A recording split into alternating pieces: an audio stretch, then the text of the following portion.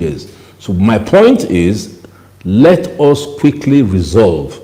And I'm happy I had the chance to speak to both President Tinubu and President Akpabio about the need to quickly resolve this problem, because that's the key.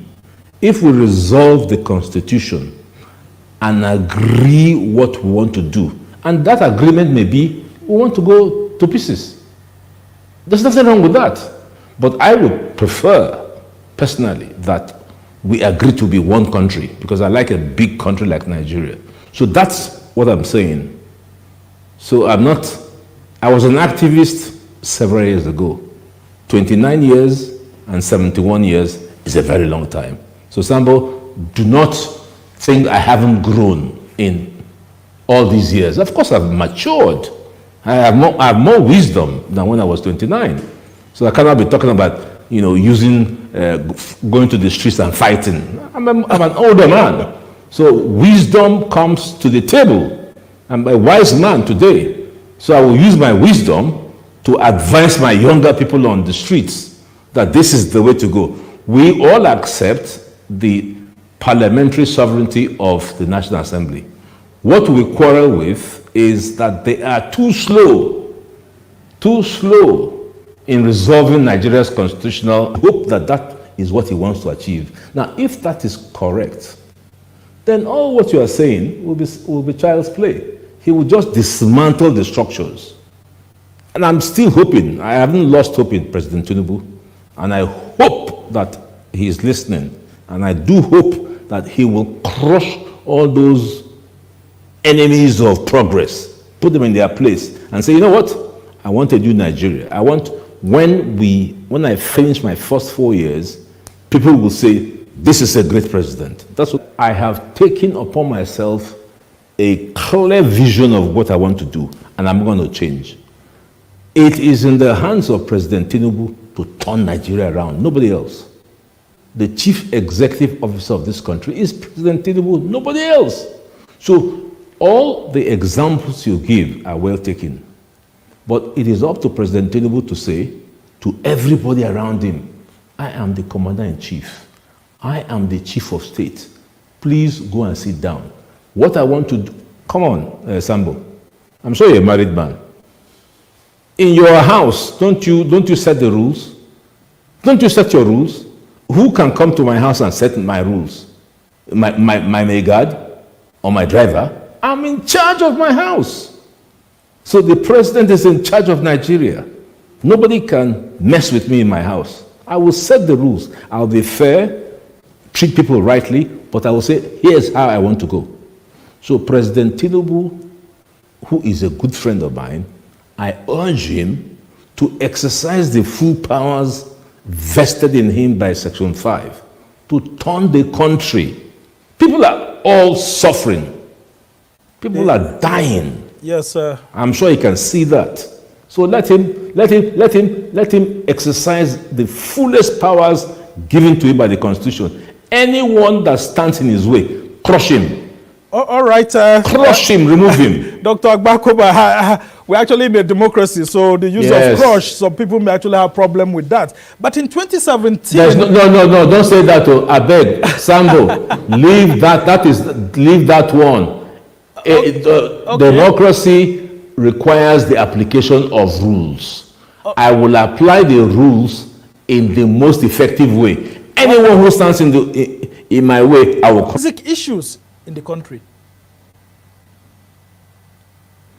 Nigerians have in fact been overpatient since 1960. I have been that you are talking to. I've been overpatient. I was 29 when I entered this thing. Now I'm 71. What do you want me to do? Till I go to my grave? We have to take tough decisions. We need to assist our president. And we hope that our president has the energy to do the right thing. When we understand our president has the energy to do the right thing, you'll be very surprised at the kind of people that will come. What is the right thing? It's simply to make people happy. It's simply to reduce the price of rice from 60K to 6K. That's all. You think Nigerians are difficult people? They're the easiest people to govern. But the problem is people in Abuja sit and make rules that don't suit us. So President Tinubu must confront that evil. He must fight them.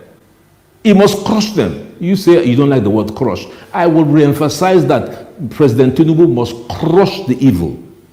These are devils that are stalling Nigeria and making us look foolish. He has to crush the people who don't want democracy. That's my view. All right. I don't care if you like it or not. That is my view. Dr. Agbakoba, just before I let you go, say what you think. That's my view. In 60 seconds, just before I let you go. I know you're not happy. I know you're not happy. I'm using strong words, but this is the time to use strong words. Yeah. Democracy or not democracy, we have suffered enough. We have suffered enough in this country. Yeah. How can I pay my driver 100,000? No, please listen to me. How can I pay my driver 100,000 for him to buy rice of 60K? Because we have people in Abuja chopping all our money. The nonsense must stop. The nonsense must stop. And the president of Nigeria must be the person to lead this crusade in the context of a constitutional process. That is what I'm saying to you, Sambo. And just before I let you go, Dr. Agbakoba, there have been talks here and there that President Tinubu is also not following what he has said in the past. That, for example, having a 48-member cabinet actually shows that he is not in sync with the realities of the country, cutting the cost of governance, and that most of his ministers just don't understand the times that Nigerians are in at the moment. And of course, you've seen scandals here and there. Sure. Would you be advocating for a cabinet reshuffle now that the president has got a Supreme Court affirmation, and which gives him the leverage to take crucial decisions, like you had said? Let me put it this way: I'm not disappointed, but I would hope that. Well, okay, let me backtrack. President Tinubu has been in office for about 6 months, so. He's a captain on an aircraft. Difficult takeoff. Tough decisions, so he's got headwinds. So his plane is buffeting around. So all these simple errors I see that he has made, I hope he can correct it so he can get to cruising level. Because that's what we want, cruising level.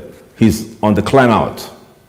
And any pilot who understands what climb out means knows that that is the most difficult time for a pilot. Full attention. I don't know what President Tinubu was doing in Owerri. That was a waste of time to go to the inauguration of Senator whoever he is in what do you call it, in Owerri. Focus. That's what it is. Focus on what you need to do. Leave all this sidetrack, wedding, book launch, and all that. Go to Aso Rock and do your work. And I am still prepared to say that I have some hope that President Tinubu will deliver. I will be disappointed if he doesn't. The cabinet is too large, a couple of mistakes, but let me say that these may be early decisions that may be better done. On the whole, I hope he will take charge of his government and exercise the power vested in him. No other person. There's no other person, no minister, no authority that President Tinubu needs. In particular, as he came to office without any IOUs. So I'll be most disappointed if President Tinubu does not achieve. There's no reason why he can't achieve. And I'm sure that, and I want to be positive, otherwise I'll be negative, because 200 million Nigerians are not even interested in whether President Tinubu is the president or President Obi or who. What Nigerians want is a good life. That's all they want. I can tell you that. That's all they do not care who is the president. But please, President Tinubu, I appeal to you, if you're listening, take advantage of history. Mark your name so that the day we write the Nigerian story, when we come to this period, they'll say, there's a guy called President Tinubu. This guy was fantastic. That's what I pray for him to achieve, because the country has suffered too much. Yeah, you are suffering. I'm suffering. We must thank you so much. I'm afraid this is the much we can take, but I really love your optimism at 71, and you still believe that this country can work. It's not helping our democracy. Where I'd like to anchor tonight is in a question relating directly to the plight of Nigerians. Millions of them that your party made promises to when you were seeking power. And the president, the leader of your party, had said he danced for it, he begged for it, he canvassed for it, he asked for it. But then if you ask the average person on the street, they will tell you their plight and how things are biting, the situation of things in the country is, and how biting the state of the economy is. Is your party thinking of an immediate measure? Look at the rate of the Naira to the dollar, and look at the rate of prices of commodity. We've entered into another year. One would be wondering if your party has a thinking that it needs to take some emergency decisions to alleviate the sufferings of the Nigerian people. Sheung, there's no, there's no denying that the economic environment is rather tough. It is tough and has been tough for a very long time. It hasn't been easy for the ordinary person in our country for many, many years. It's not just under this administration. It's not just under the previous administration. It's been under the past administrations. Because quite frankly, we got here today because we generationally created the conditions that has put us in this predicament. And there are no quick fixes. Our party made promises quite all right. Our party and the leader of our party, the President of the Federal Republic. Oga APC, I would like to let you know, good morning, good afternoon, good evening to every one of you. Thank you very much for joining us today. I appreciate you all, my people. Today is 20th January 2024. I appreciate you all. Una see what this man they talk, that yes, he agreed that everything is tough right now in Nigeria, but it has always been like that. But I would like to remind this man at this particular moment that during the time of, I don't even want to go far. Let's just talk about Buhari. Buhari was a terrible experience that, one of the terrible experiences that we've seen or experienced in Nigeria history. But still, dollar was about 280 to 320 naira at that particular time before Buhari left office. And this man is saying that Nigeria have always been tough. Why can't Tinubu just leave it the way he found it? Dollar, as we speak right now, is almost 1,400 naira, if I'm not mistaken. Right? Pounds is about 1,600 naira, if I'm not mistaken. Bag of rice before Buhari left office was 35,000 naira. As of today, is 60,000 naira, if I'm not mistaken. Petrol, fuel was 165 naira per liter when satanic Buhari was there. But as of today, it's between 650 to 700 naira, if I'm not mistaken. And you see people like this come to mainstream media to deceive gullible Nigerians. Not me. I don't know. If you are part of the people that can argue what he's saying today that is right, you are gullible. The reason why we are bringing all these things here, for you guys to know that this is the situation we find ourselves right now in Nigeria, whether you like it or not, is affecting everybody directly or indirectly. Yes, it's even affecting those of us in abroad. It's affecting all of us right now. It's terrible, but I'd like you guys to listen to what this man have to say here. Thank you. On the other side, on the other political divide, are not willing to do. They want to simply make a demand, it must be in our favor. If it's not, then the courts can go to hell. That is not the attitude, and it's not helping our democracy. Where I'd like to anchor tonight is in a question relating directly to the plight of Nigerians. Millions of them that your party made promises to when you were seeking power. And the president, the leader of your party, had said he danced for it, he begged for it, he canvassed for it, he asked for it. But then if you ask the average person on the street, they will tell you their plight and how things are biting, the situation of things in the country is, and how biting the state of the economy is. Is your party thinking of an immediate measure? Look at the rate of the Naira to the dollar, and look at the rate of prices of commodity. We've entered into another year. One would be wondering if your party has a thinking that it needs to take some emergency decisions to alleviate the sufferings of the Nigerian people. Sheon, there's no, there's no denying that the economic environment is rather tough. It is tough and has been tough for a very long time. It hasn't been easy for the ordinary person in our country for many, many years. It's not just under this administration. It's not just under the previous administration. It's been under the past administrations. Because quite frankly, we got here today because we generationally created the conditions that has put us in this predicament. And there are no quick fixes. Our party made promises quite all right. Our party and the leader of our party, the President of the Federal Republic, is working hard night and day to move us away from the current difficulties. Now, he has also made clear that some of the decisions he has made will have transient impact on a number of areas of our national life. And he has appealed, and we continue to appeal for Nigerians to understand that for us to get to where we need to be, we will need to go through some rough patches. That is what it is. And, again, when you say this, it's as if you're being defensive, and I'm not being defensive.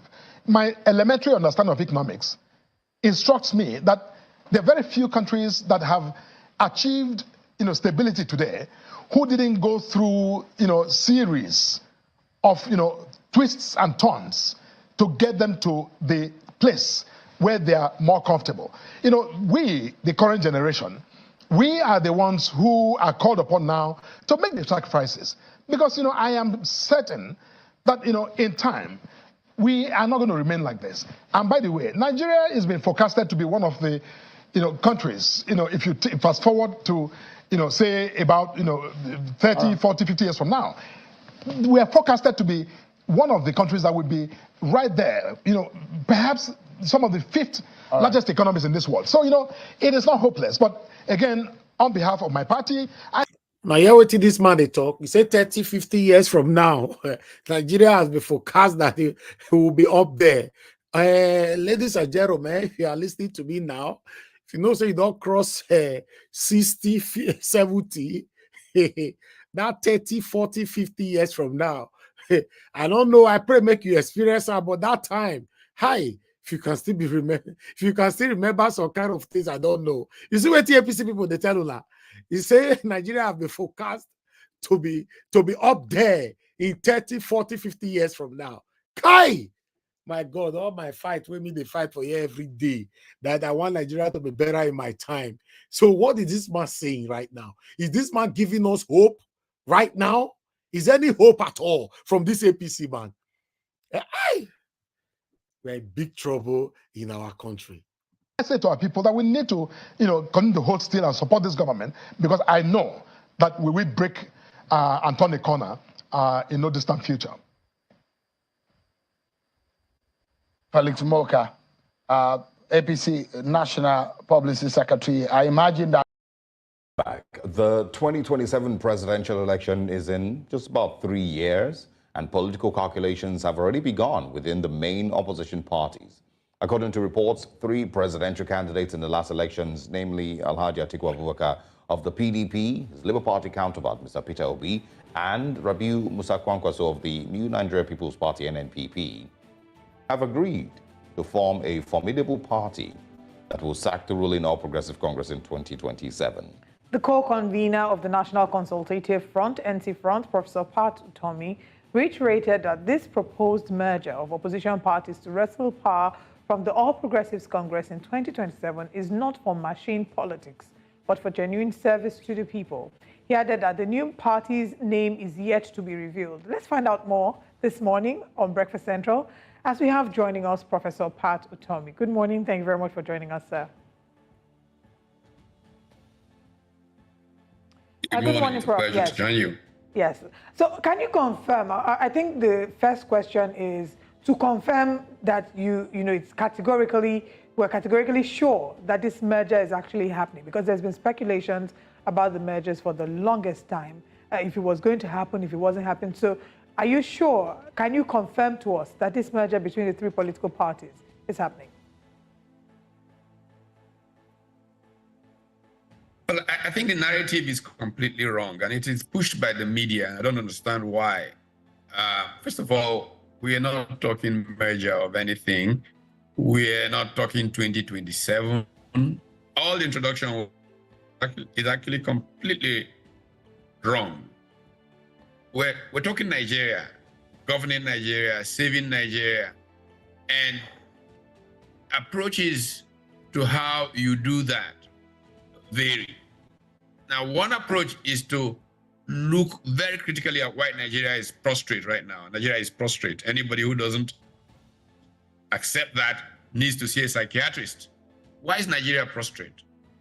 In our view, Nigeria is prostrate because it has what we call political parties, which are really not political parties.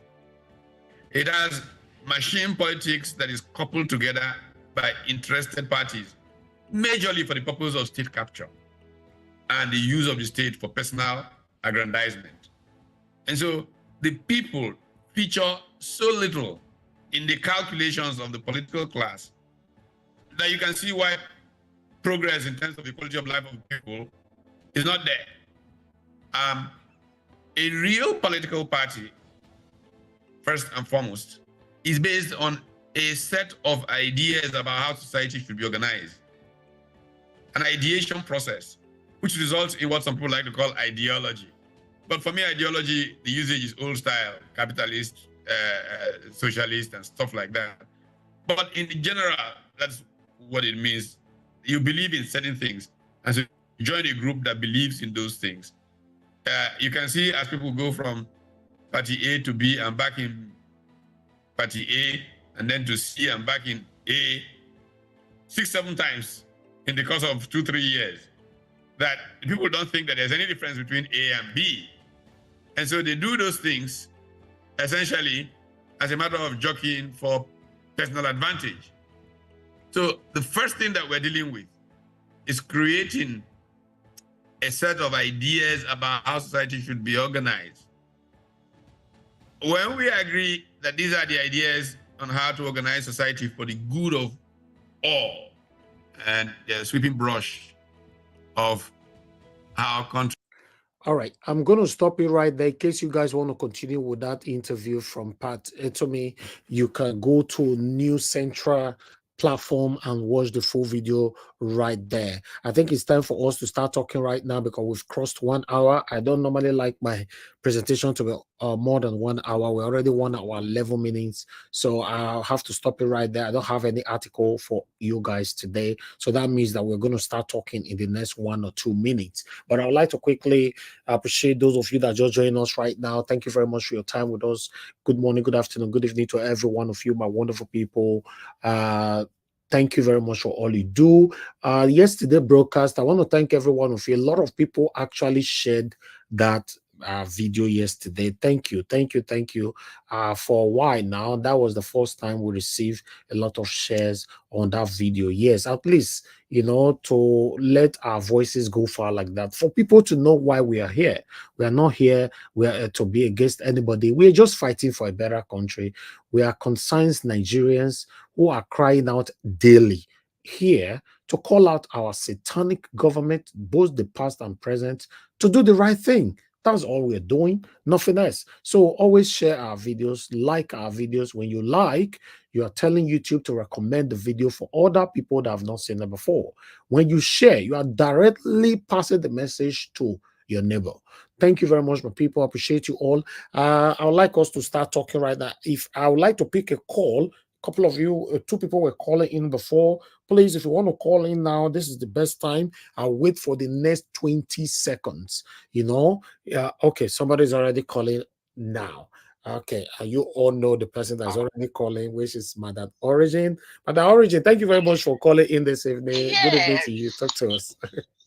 Right.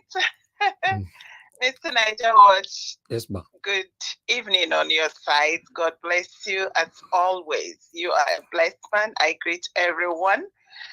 I greet the panelists, the watchers, everyone. We all are important here. We come here every day to educate ourselves, expose lies, speak truth to ourselves, speak truth to power, and be the voice of conscience, and a whole lot more that we want to be. And we have made up our mind. We are not giving up. We will continue to push to light. Mr. Niger Watch, thank you for this platform that is giving voice to the voiceless, and we'll continue to push. Very quickly, on the 2 videos, I think, yeah, there were 2 videos, and then there was the street comments from other people. What Mr. Olista Agbakoba said, in short, I just decided I chose to hear only, because everything else he said was 7, 10, 16, 19 point agenda. But the only thing I heard him say, maybe that resonates to me, is when he said the true owners of Nigeria were those who own the land. The 371 tribes, the over 500 languages, the Edos, the Ejo, the TV, the Ibibio, the Igbos, the Yorubas, the Hausas, are the Nigerians, if anything, because Lady Shah and his boyfriend came and did abracadabra and then called it Nigeria, and since then we have not recovered. The people have not recovered, because what happened was, what Pat Utomi said that I heard, because it looked like I have my ears, I pick the ones that are important. Continual civilian coup. Emphasize. He said the one of 2020, continuous civilian coup. Coup against the 371 tribes. There's over 500 languages. There has been a continual coup. Because after Lady Shaw and his friend, with what they concocted, a group of criminals found a loophole. The people I call the phagocyte, megalomaniac, kleptomaniacs. How can someone keep stealing? You don't stop stealing. Some of them have been there for the last 40 years. You're not tired. They gathered themselves and they collected. I use the word, I chose it carefully. I chose the word collected. Some people call it selected. Some people even go far to call them elected. Me, I cancel elected. They are either collected or selected. They feel gullibles among us. They call them House of Rep, House of Senate, senators, governors. They gather them, give them staggering amounts of money. Example, if one single senator takes 30 million every month, in a state, or even these governors, their own, we don't even know how much they are collecting this money. They give it to them just to sabotage the masses. How can you give 109 people those? What would you want them to do? They will keep sabotaging the people. When the people want to rise up, they push them down. Go and check the lecturers, the police, the teachers, the army. None of them are receiving a salary of 150,000. And we are talking about country. Repeated they have decimated this country. So what am I saying? Between Olista Agbakoba and Pat Utomi, they should please listen. I hear that, however, they should keep talking. Please keep talking. Nigerian people are not fools. Something needs to give, and God will help us. We will find solution to this problem. There is no country, there is no leadership. We are the number one public servant is a questionable character. What are we saying? The whole world is looking, but God is going to help all the young ones. And I keep praying, please, young ones, I'm begging you, don't give up. They few, they're proud, they're faithful. Continue to be faithful. Continue to brainstorm. We are coming out of this quagmire because something is fundamentally wrong. What is wrong is criminality. There is nothing governance in what has happened to Nigeria. Something happened to these 371 tribes, 500 languages. It is criminality. Thank you. But there has to be a way out. Thank you so much, Mr. Niger Watch. God bless you. God bless you too, madam. Thank you very much for all you do. Okay, guys, let me come to the panel. We don't have much people today. It's normal. We are used to this now on weekend. Most cases, most of the weekends, Saturdays, Sundays, it's always like this. But let's deal with the people that we have here. When we are done on our first submission, we go straight on the final submission. If we can close today under 2 hours, me, myself, I'll be the happiest person. Thank you very much, my people, for your time with us. I appreciate you all. Grace continue. Thank you very much for the super chat earlier on. May God bless you. Thank you so much. May your pocket never run dry. Guys, help us to press on that like and help us to share. Okay, let me go to the first person on the panel. Although Give Us a Mandate is the first person, Mr. Alex is with us. Let me prioritize Mr. Alex as we normally prioritize people in Nigeria. Although we don't normally give him that privilege most of the time. I know they remember because sometimes they think, say, Mr. Alex, say, now bro, the followers did not. Last, I can't remember. I say, Kai, this guy on the queue since. So, Mr. Alex, thank you very much for joining us today. Good evening to you, my brother. Please talk to us.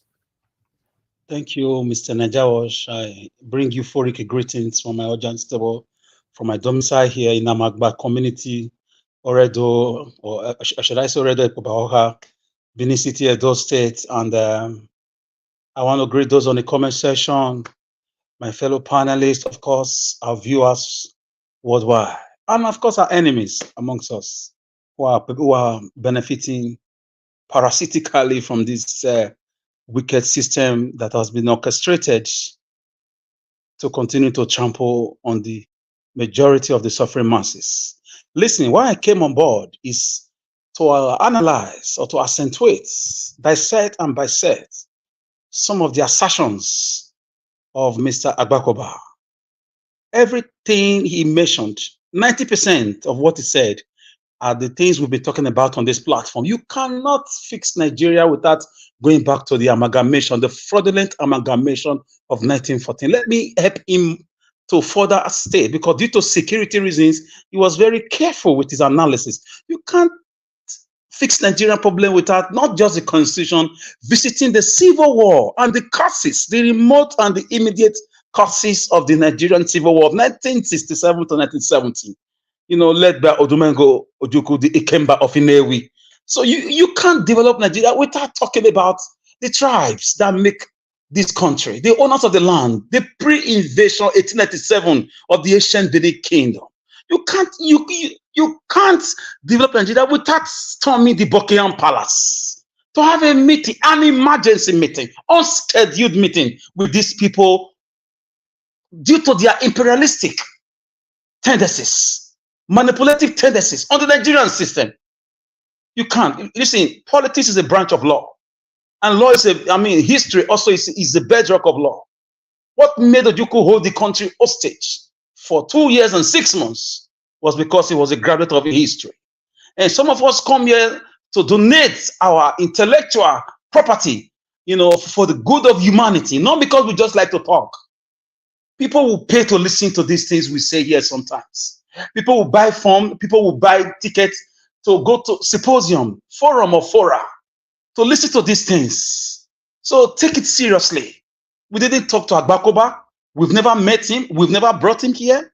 You can't discuss Nigeria without 1914 Florashore amalgamation of the southern and the northern protectorate of Nigeria.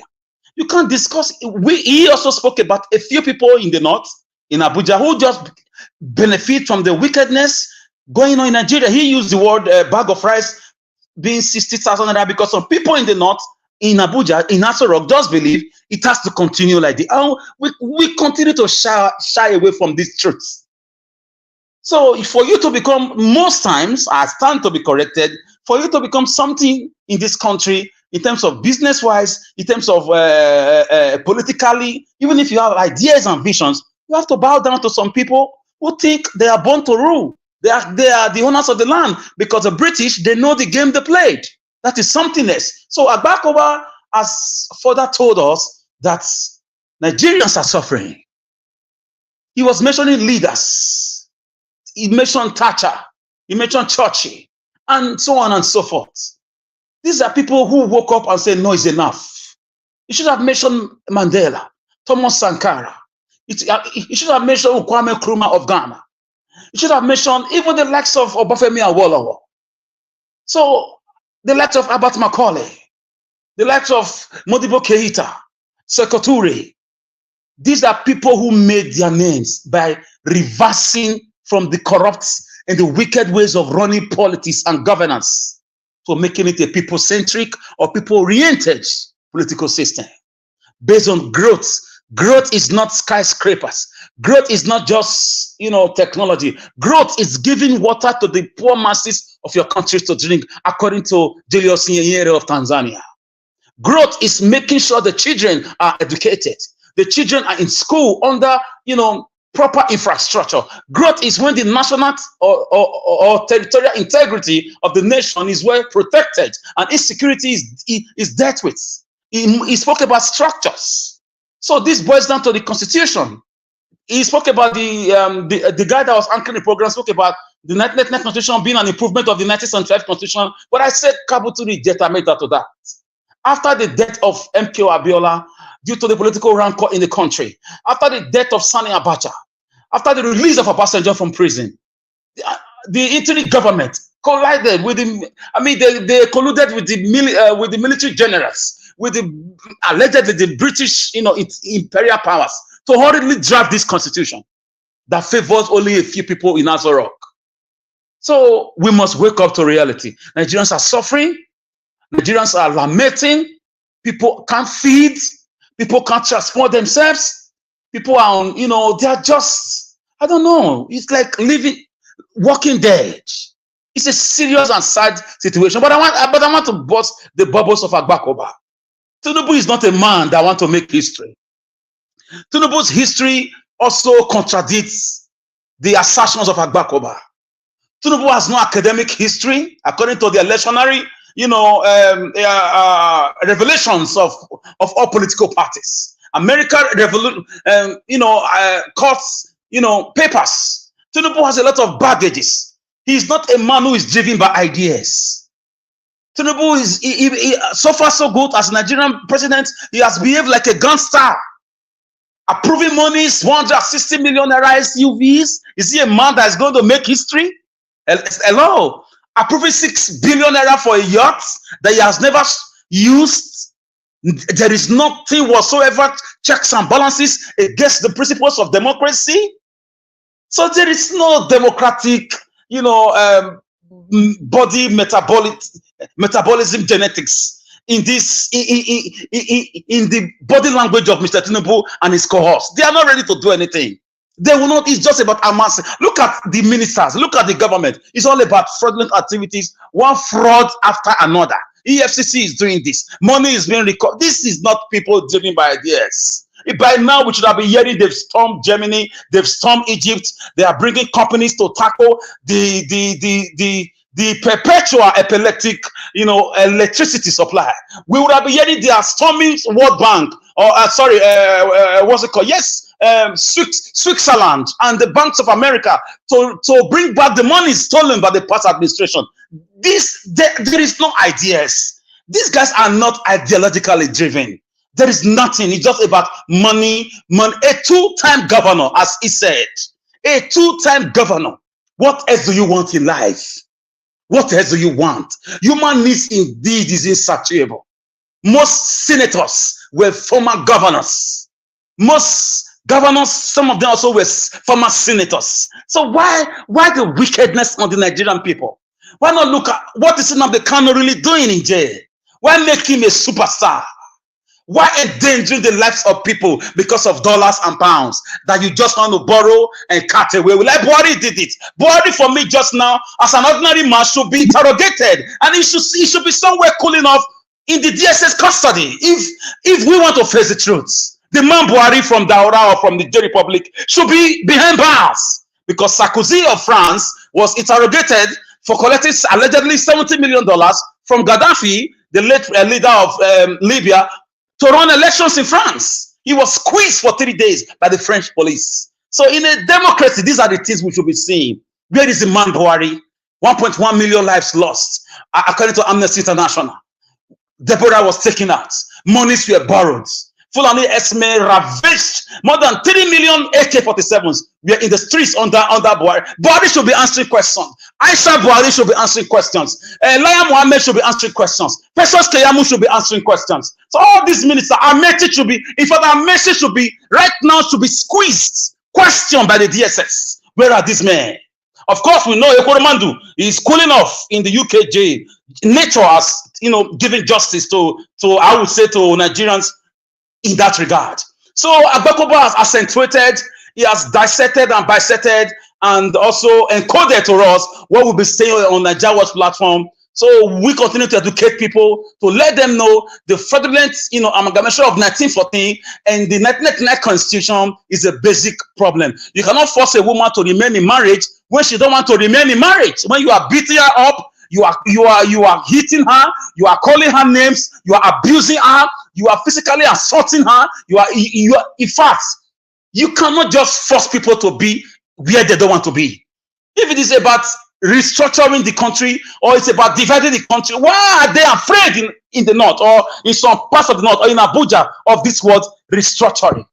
Or to have a new conference to let all tribes speak their mind about this fraudulent entity called Nigeria. If you know the amount of red oil, I don't want to say blood, that was shed before Nigeria was amalgamated. Forget the history they teach you sometimes. If you know the only one that they couldn't wipe out, because the Benin people have a way of preserving their history, was the infamous invasion 1897. Although the British were defeated, but they came back with NATO forces 3 months later to invade Benin and took Awaba to Calabar after destroying other parts of the country. And they forcefully brought everyone together on people's red oil, on people's blood. So there is no way, there is no end in sight. Tinubu and his gang of ministers, his gang of ideological dwarf, his gang of financial or political insatiable people, they can't do anything. No one of them, even the crop of the National Assembly we have now, the members, the Senate, nobody is ideologically driven. We've had people who had ideas like Chibu Okadipo, we had people like Bola Igi and the rest, but nowadays we don't have anyone who wants to challenge the status quo ante-bellum. So for me, I want to thank the man that spoke, and I want him to know that we know these things, and I'm happy that he also spoke truth to power, that he called Tinubu his friend, that he hoped Tinubu wants to make a name. But I dare to say, the Tinubu I'm watching, the government I'm watching, this crop of gangsters I'm seeing in APC, in Abuja, and across the divide, they are not ready to make any name. They want to make money. They want to flaunt houses in America. You see the problem with them, the problem of the black leadership. They just finish taking lives. They finish looting the country, borrowing money. They just start flaunting houses. The likes of what's his name? Festus Keyamu, Dino Melaya, and the rest of it. And you think the citizens are going to be happy with that? People are boiling. People are angry. They are just looking for a way to vent this this frustration. Nigeria Watch, I saw a video when people from Lagos, people in Lagos rather, they were in a BRT bus and they were going to work. They were all asleep. They were all asleep just for that short distance. You could see the stress because the bus was moving for a short distance. They were all stressed out. A lot of them were looking very old and very unkempt, very stressed, with respect to them, because the country is squeezing everyone. The country, and the same Lagos they said our so-called president built. I would like to drop it here. I respect Agbakoba. I'm very happy with that analysis. I'm happy people know that people are suffering. I'm happy that at least the Nigerian government, we have to start opening books. We cannot solve Nigeria problem by giving people bag of rice. Bag of rice is not our problem. Using EFCC to arrest one minister or the other is not our problem. Stealing people's mandate is not our problem. Right now, our problem is to visit this name, Nigeria. Who are we? How did we end here? Why are we suffering? When other countries are having a good time, in Asia, in Singapore, in China, in Japan, in Malaysia, in Cambodia, in Vietnam, even in Africa here, in Rwanda, in Seychelles, in Madagascar, people are having a good time. Even in Namibia, in Zimbabwe, that we used to condemn, we're under Mugabe, but now they are coming out strong. So Africa, Nigeria, we must ask ourselves, the real question, what is wrong with Nigeria? Who are we? Why are we one country? Why is there insecurity? Why can't a country who conquer the whole Africa, why can't they deal with the insecurity? Or is the president and the leadership responsible for this insecurity? Are they making money from it? Are we really, being fooled by these people that call themselves governors, senators, rep members, president, vice president? Up till today, we've not heard from our professor of law, the distinguished former vice president, Mr. Osinbajo. We've not heard from him. He has been quiet, and he's supposed to be a pastor. So I don't want to speak about that.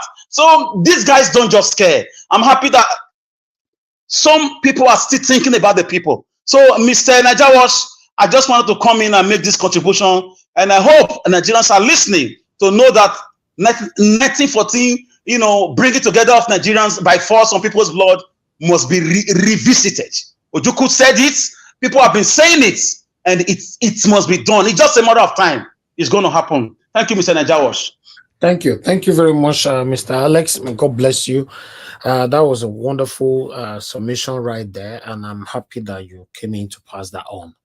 Yes, thank you very much. Let me quickly call on Mr. Jonathan Kingsley. Thank you very much, sir, for joining us today. Good evening to you. I would like you to talk to us, sir. Thank you very much, Mr. Elvis. Thanks to everyone. Mr. Elvis, I believe I'm clear. Now audio is clear. Yes, you are very good today, sir. Okay, thank you. Thank you very much. Greetings to you. Greetings to everyone there. All the panelists. Thank you very much. All those that are listening in the comment section. Thank you very much, Mr. Alex, for that beautiful and excellent introduction, I would say, summation. I will start by saying that the video you showed today is very profound, and I think it comes at the right time when Olisa Agbakoba, his comments and that of Utomi, I think is a comment that both of them came at the right time, because it's not like they came one day after the other, but same time, approximately. Yes, Mr. Agbakoba, yes, a new constitution is urgently needed in Nigeria. But that new constitution, it is not Mr. Tinubu that will initiate it. That process will start from the National Assembly. It is the National Assembly. If they are really serious about it, we will see the National Assembly initiating that process. Yes, a new constitution is urgently needed. Absolutely urgently needed in Nigeria. He eat all the right tones. Mr. Agbakoba eat all the right tones. But very, very unfortunately, it is not Mr. Tinubu that will get Nigeria right. It is unfortunate. That's where we find ourselves. It is not Mr. Tinubu that will get or fix Nigeria. Why? Mr. Tinubu, first of all, is characterly and morally flawed. He is a morally flawed individual. Let's get it straight to Nigerians so that Nigerians will know what they are into right now.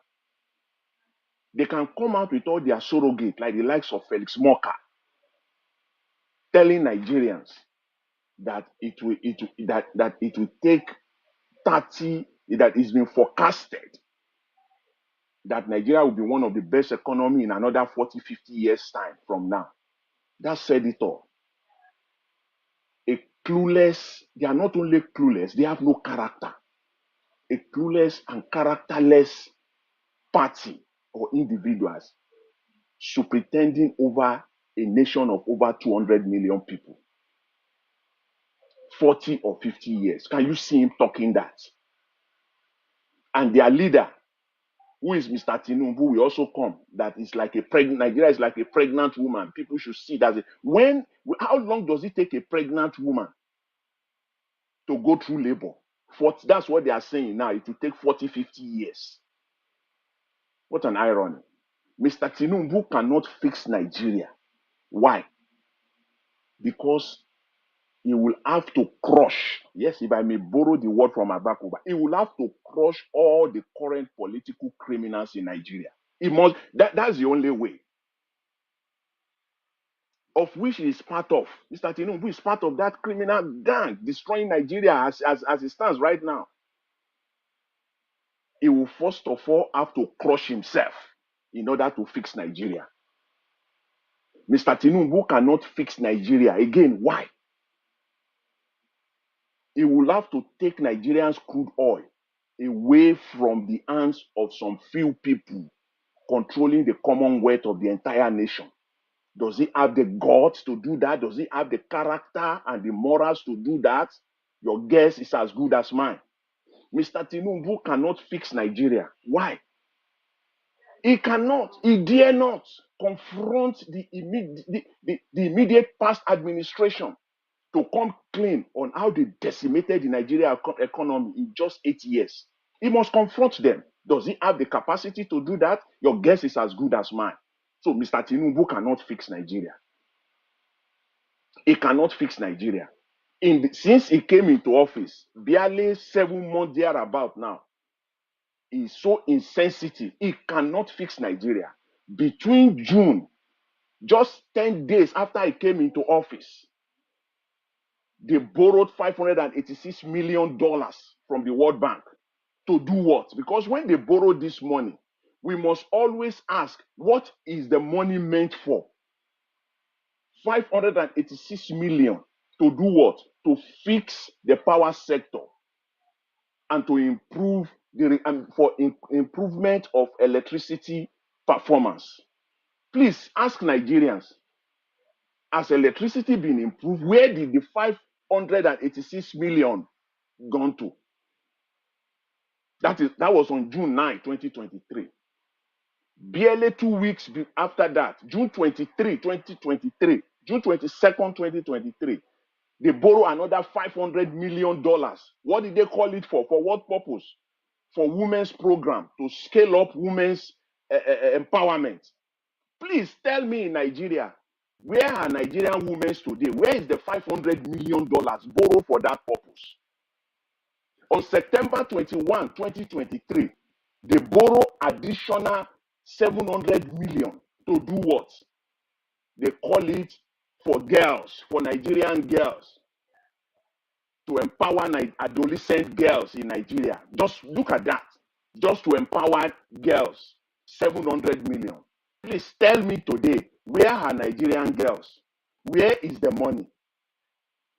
That was on September 21. Again, on December 14, they borrow another 750 million. They call it what? They say for rural electrification. Please tell me, in Nigeria now, across the length and breadth of Nigeria, what is the situation of electricity in the rural areas of Nigeria? The cities don't even have electricity, talk less of rural areas in Nigeria. Where is it? That is the reason why I said Mr. Tinubu cannot fix Nigeria. Why? It's clear insensitivity. All this borrowing, it shows a clear-cut insensitivity to the plight of poor Nigerians. It's the clear, open, and openly looting of the Nigerian Commonwealth. He cannot fix Nigeria. Mr. Tinubu cannot fix Nigeria because why? There is nobody in his sense, and anybody here can say no to. Maybe anybody here will come and say maybe no to that. That there will be anybody on planet Earth. I'm not even just narrow it down to Nigeria alone. Geographical space for Nigeria on this planet Earth. Nobody, no man, no woman who has genuinely, I want you to underline that word, genuinely and honestly built his life and his career, that will say he wants to come and work for Mr. Tinubu. That is why he cannot fix Nigeria. There is nobody. He tried. He made the attempt to get some people, bring them on so that he can rally around them and say he has brought in, intelligent people all over the world, but they refused. That's why at the end of the day, he had to settle for the same criminals, the people around him. There is nobody on earth, I said it, on planet Earth, who has genuinely built his life and his character that will put it on a platter and say he wants to come and work for Mr. Tinubu. That you will not be, your career or your entire career, everything you have worked for, will not be destroyed or tarnished in a matter of weeks. Weeks. They will destroy it. So nobody is going to do that. So that's why he has settled. So Mr. Tinubu can, unfortunately, very, very unfortunately, Mr. Tinubu cannot fix Nigeria. He will have to first of all crush himself. He must. He will have to first of all, and how that will happen, it's not clear to me. He must come clean to Nigerians that indeed he stole the mandate, that indeed the election was flawed, that indeed the man that headed the electoral umpire has to go. In fact, he has to go as he's speaking. He will have to call for a new constitutional order. That is how he can crush himself to some extent. He will have to come out and say clean then before he can start taking these steps. He will have to stop the looting of the Nigerian Commonwealth. He will have to come clean to Nigeria that subsidy is still on. Lying to Nigerians that there is no subsidy. He will have to come clean and tell them that subsidy is still on. How will he do that? That's why I said Mr. Tinubu cannot fix Nigeria. As it stands right now, he is not the one. For him to do it, for Nigeria to move any inch, an inch forward, all these things must be done. The question then is, does Mr. Tinubu has the capacity to do this? Or characterly, morally, can he do this? I don't think so. He cannot do this. He can't. The election, the 2023 election, we all know that it was a clear civilian coup. It was a clear civilian coup. That's why for me, I don't see Mr. Tinubu as Nigerian president. I don't care what any other person thinks about that. I don't see him as Nigerian president. Neither I don't see him as Nigerian president. I don't see him as my own president. Yes, it was a clear civilian coup to grab power. Yes, he has all the power to be making all the decisions. He can do that. But what? At what? At what expense? It is at the detriment of poor Nigerians, of ordinary Nigerians. Both, whether you are in Nigeria or you are outside Nigeria, whatever he's doing right now is affecting you directly or indirectly, whether you like it or not. It's affecting everybody. That is the outcome. That is the result of power grab. That is the result of power grab. So it is not in Mr. Tinubu's capacity to fix Nigeria. He cannot fix Nigeria. Anybody who is talking about that, you can say all you like. He can't. He cannot fix Nigeria. Let anybody get that straight. How will Mr. Tinubu fix Nigeria? He will have to, first of all, as they say in my faith, he will say for you to rise, first of all, that you will first of all die, and then before you come up again. If you want a fruit, if you put a fruit down on the you want a fruit, you want to plant something, that fruit must first of all die. You will put it on the ground. It will die, and then it will resuscitate again. So I'm using it as a metaphor. I'm using it as a metaphor. Mr. Tinubu, first of all, must die before he will resuscitate again. And how would that happen? He will have to crush himself. He will have to crush himself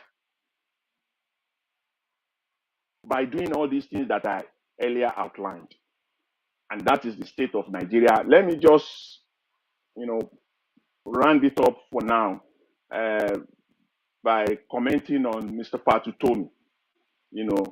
Yes, I heard him, and I'm glad that he put to rest the issue of merger. 2 minutes, He sir. said, 2 minutes. yeah, thank you very much. He said there is no merger. There is nothing like merger. Yes, discussion, fine, but there is nothing. And it has been it was a very fine, distraction, diversionary tactics over the last 2 weeks or so, talking about merger, and everybody knows it. We all knows it, that there is no way anything called merger can happen, especially with our own principal, Mr. Peter Obi, coming into a merger. It just can't happen. But I'm very happy that it came clean and it came clear today to everyone that there is nothing of such. There is even no talk of 2027. There is even nothing of 2027 at all. And I'm glad to hear that. Mr. Elvis, thank you very much. I will leave it at that now. I would have loved to extend on the Nigeria economy the reason why Mr. Tinubu cannot fix Nigeria. All right, Just go dwell ahead. on that alone. You can do that Yes, in the next 5 minutes. Thank you very much. Mr. Tinubu can never fix Nigeria. The budget that they came up with says that's one area. That says it all. That says it all. They came up with a budget of almost 30 trillion naira. Inside that budget that they came up with, their own budget, their own numbers that they came up with in that budget, as you will ask the question, where will that money come from? Where will Nigeria get that money from? They said in their own number. Why can't Nigerians just listen? It's just baffling. It's sickening to me. And Nigerians are educated people, and you cannot just read through the lines. They came up with a budget of close to 30 trillion naira. It is their own budget. It is their own number. The question is, where will the money come from? They will have to go and borrow. Then ask yourself, where is Nigeria's commonwealth? And they continue to loot every day. Where is Nigeria's commonwealth? Let's start from here. Begin to ask, where is Nigeria's commonwealth? Where is the crude oil? According to them, they said they will sell 1 barrel of crude oil for $77 per barrel. That is not my own numbers. When we talk of, it is not just to disagree for the sake of disagreeing. No, don't just disagree and say what this person is saying. I disagree. No, not just that. Come out with facts and figures. I'm putting facts, numbers, and figures on the table. If you have anything contrary, before you can say I disagree, have your facts and figures ready. And then we talk, and then we move on. If you just say I disagree because of one history, because of that is childish. This is their own numbers that the money will come with by selling crude oil to $77 per barrel. If you do all the calculations, this 2024 alone, Nigeria is going to make more than 30 billion. 30 billion. I'm just being conservative. 30 billion US dollars in 2024, and yet they are still going to borrow. Isn't that in itself an indictment? And yet they still go to borrow. Nothing wrong to borrow, because when they even borrow this money, they use it for something completely nothing developmental at all. Nothing developmental at all. And yet they still go to borrow. Then where is the money? Where is the crude oil? Where is that money? Why can't please let people come out? We have economists. Can Nigerian media bring people on? Where is the crude oil they are selling on a daily basis? Where is the money going to? Let's see it. Let us see that money. Because why? There is no money anywhere. There is no money anywhere. And I said it, Nigeria is broke. Anybody that has the contradictory numbers, figures, and facts, please bring it on. And let us discuss. Let's have an intellectual discussion on this.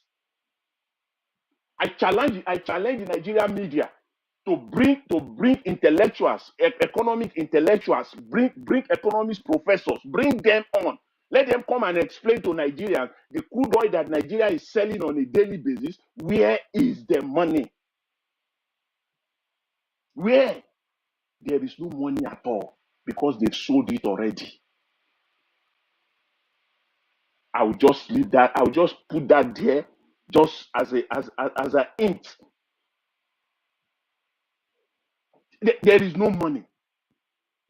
They are deceiving Nigerians. So they will have to go on. And my brother, please, can I interject you for a second? My lovely brother. Yes, you see, I thank you for the way you are bringing it to bear. You see, some of us, some Nigerians, because of the little crumbs, the 5 million naira, the 2 million naira, the 50,000 naira they give to them to buy, to come online and to go and continue to lie, like that man said. That man is not alone to that said it has been forecasted by who? Under what parameters? Under what indices? The forecasting was done by who? Who forecasted it? On what? On this faulty foundation? So people who go around on platforms, who APC and PDP or whatever has gone into their blood because of survivor, I say may God forgive you, because the country is bleeding. So thank you, my brother. Thank you. Thank you very much. I appreciate that. That is where we are in Nigeria, and until Nigerians starts to ask questions, what you've just said, that is how they are. For Nigerian politicians, they are very vague. They are very vague. They will just throw it out there. Nothing to back it up. They will just throw it out there. They will not come up with details. That's how they have been ruling Nigerians. They think Nigerians are fools. You ask them the simple questions. Where is Nigerians' money? That's just the simple question. If someone is stealing your money, and that person is a member of your family, there is a member of your family stealing your money, and you know that, okay, this money belongs to all of us in this family, but you alone, you have been pocketing this money. The first legitimate question you will ask a member of your family is, where is the money? That's the first thing. You want to think, maybe he has put the money in one thing or the other. Maybe he's doing very well with the money that at the end of the day is going to benefit all of us in this family. So you won't just go with a fight. You will just say, my brother, my sister, my uncle, where is the money? Please ask Nigerian government. They sell crude oil every day. Where is the money? Show us the account. Let them come out and show us the foreign exchange reserve account of Nigeria. And some people will come out here and be talking rubbish, saying that without numbers, nothing to back it up.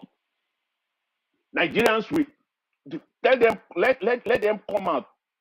Even if they don't mention the name of the bank, let them come out and tell us that this is the balance. They can't do that. Nigerians can lie. Nigerian politicians can lie.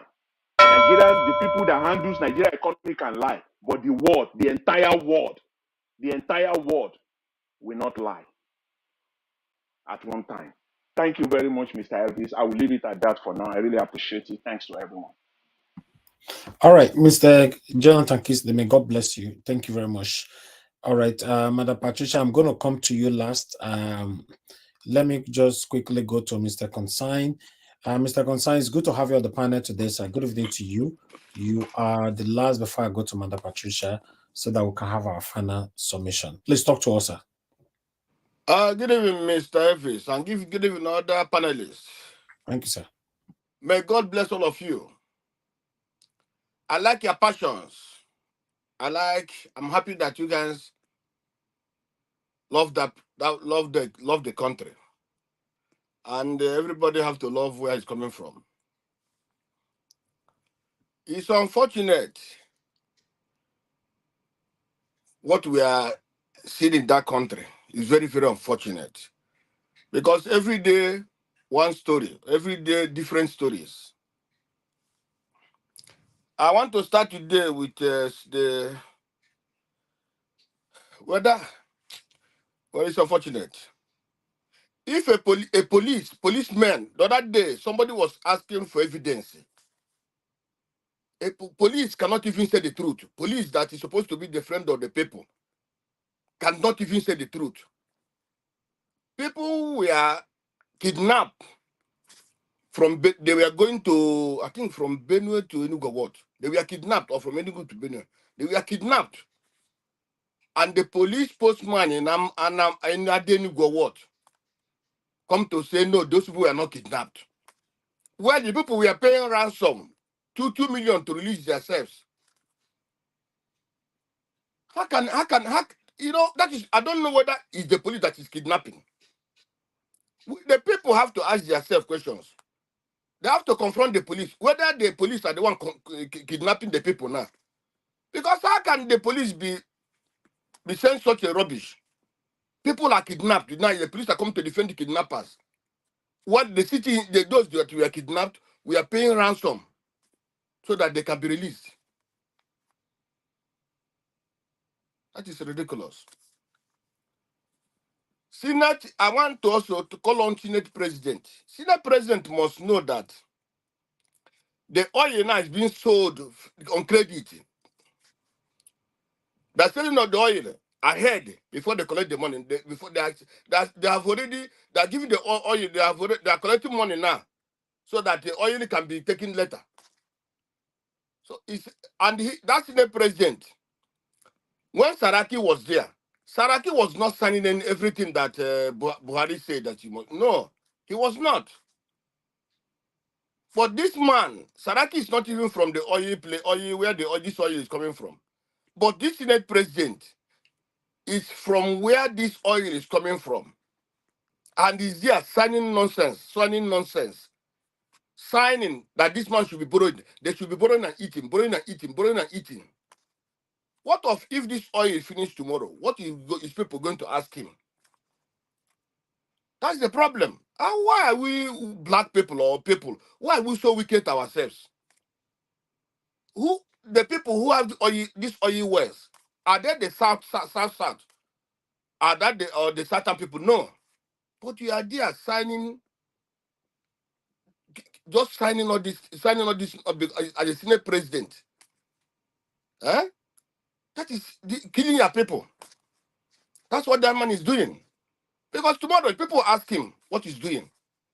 And I wonder what, it's unfortunate, even Clark, Chief Clark supported him when he was being picked. They know that that man is not a good man. And today, that man supported him. And it's now ruined the future of his people. And ruined the future of other Nigerians. That's what he's doing with his cohorts in the name of a party, APC. What did these people see in parties instead of seeing what their people will benefit, how they can help their people? They're only talking about APC, or talking about PDP. That is not nonsense. People should look at what will benefit their people. Not talking about party. Party doesn't help anything. Now the guy who spoke, Jonathan, he said people are not even asked question if I may borrow from him, because they said every time these people are borrowing, where is the oil they're selling every day? Nobody's even, Nigerians are not even asking where the oil that the country is selling every day. 3 days ago, the EFCC chairman said that in 3 years, the money diverted by officials, government officials, is about 3.something trillion. The man was very angry. He said that 3.something trillion, this is not part of the money. Not that is the whole money they diverted, though. This is not the one of Buhari and Co. and all those people. No. These are just some government officials. The money they diverted was about 3.something trillion. And if that money was utilized, was not diverted, the country is supposed to have more than 1,000 kilometers of road. Good road. The country is supposed to have good hospitals in every state of the nation. The country is supposed to have good schools. He can't, he mentioned everything the country is supposed to have with those money that was diverted. That is where we are today. Why must people talk about a party? And there's something to ask. Are these people, even they are evil, which kind of evil are these people? Who are killing their people, wickeding their people, rendering their people useless? And I also ask again, are Nigerians under a spell or are we cursed? Because people who are doing this thing, the other woman talk about the National Assembly, how much they are collecting. How can the National Assembly collecting money more than the citizens? What are these people doing there? They're doing nothing. You see, it's very, very unfortunate. Now you talk about yesterday I spoke about the what they call it, the Mietiala. Mietiala is a terrorist group. And now the terrorist group is trying to bring their own security. Terrorist group trying to, and today the middle belt said it's a call for anarchy. How can the terrorist group want to bring security to people? These people are using every means to see that they collect the country. They're using every means to see that the evil they want to the evil that perpetuating don't continue. That's what they're doing. And it's time for Nigerians to rise up. Let Nigerians, it's not about Tinubu, it's not about anybody, but the people have to rise up and take back their country. Anybody talking, this constitution we are talking about, even if there's a new constitution today, my brother, the constitution we even have is not good, but all the same, they're not even using that constitution. They're breaking that constitution. What about if another one is constituted? So what is going to happen? That's the problem. The country is a country of impunity. And this impunity is only the people that can rise up and take back their country. 1,000 or 2,000 people cannot defeat everybody in that country. Let us not. But again, also, I want to call on Falana. Falana. Obasanjo teared his PDP card because of good luck, Jonathan. He teared it. Tinubu was there. What is that? Showing all of them. They went to that place to say, Jonathan, what he's doing is not good. The country is going down. But now, the country is already down. It's already almost been buried. But they keep quiet. Because they keep Nnamdi Kanu there because they don't want somebody who be talking. That's what now Obasanjo is going around sending Igbo people to sign that Nnamdi Kanu, whenever he comes out, he cannot talk. My brother, if in a country all everybody keep quiet, how would the country move forward? That's the problem. You must have opposition. You must have a good opposition. See, going around asking Obasanjo knows what to do. He has friends in abroad. He has friends everywhere. Let Obasanjo come out and lead this revolution. Let the country be saved. Let Falana come out. They know what to do. Agbakoba knows what to do. Agbakoba has given an interview all along. Those interviews doesn't make sense. Because at the end of the day, what he's saying quite is true what he's saying. But they knows the truth. They knows what to do. The same thing with the other man, Utomi. Utomi, maybe I don't think that any Nigerian person now, for me now, because when all of them are old, they knows what to do, but they continue giving interview. If you look at them, they're not giving interview, but they don't know what they're doing. These people have betrayed us many times. These people have not stand up. In the election, after the election, the interview Agbakoba granted. The next interview, he was even trying to support the lawyers. But today, those judges, the Supreme Court said they didn't do the right thing. But they knows the law. But that time, they're supposed to say, Agbakoba supposed to say, what these people are doing is not good. The other one, there's another clerk. Not another clerk, who was supporting the judges, those appeal court judges. That one cannot even come out now and say the truth anymore. Since this Tinubu, since this lady of things that happened and all this corruption, that one cannot come out again and say something. So, my brother, we have a very the country have a very, very big problem. How do we start to solve the problem is another thing. The judges that are talking about today, these is Supreme Court judges. Yesterday, they make another abracadabra. People voted for somebody. Instead of opposing that person's vote, you people going to and give. These people doesn't like the man ruling them because the man ruling them was supporting the full enhancement. That's why the people decided to vote for another candidate. Now the Supreme Court, because they know they couldn't do it in Kano, because if they do it in Kano, they all hell will lose. That's why they decided to do it in Nasarawa. So election, let us take the election. However you do that election, without changing the constitution, without restructuring the country, without changing all these people, without asking the president not to appoint the election officials and all the rest, the country cannot get it right. If even now these Fulanis are going everywhere, but at the end of the day, people say these Fulanis are from outside. It's not an indictment on Nigeria. How can people from outside come to destroy us? How can people from outside come to humiliate us? How can people from outside? You see the country that people from outside, ragtag rebels, coming into our country and destroying it. We collusion with our military. We collusion with our government, because the government is in collusion with these people. That is why things are not happening. That is why they don't want to stop. That is why they don't want to prosecute them. That's why they don't want to arrest them, because the government is in collusion with these people. How can a country, which country in the world will allow people to come from other places? You see, I am not against any tribe, but the problem is that let us understand that these people are the one destroying us. Even in this panel, in this thing, my brother, how many Fulanis have you come here to talk? They cannot come and talk because they are benefiting from what Nigeria is giving to them. They are benefiting from Nigeria. Why must somebody even say, okay, let's divide? But the Fulanis are against it.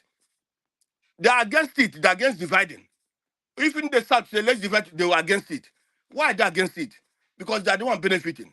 Why must we are 10 in a family and only one people are enjoying what the country have? They are dominating others, they're on top of others. Oh my God. That is where there's a problem. This Tinubu, I've said about Tinubu before, I said this government about this government before. Tinubu cannot do anything. Why? People who put Tinubu there are those mafian Fulanis.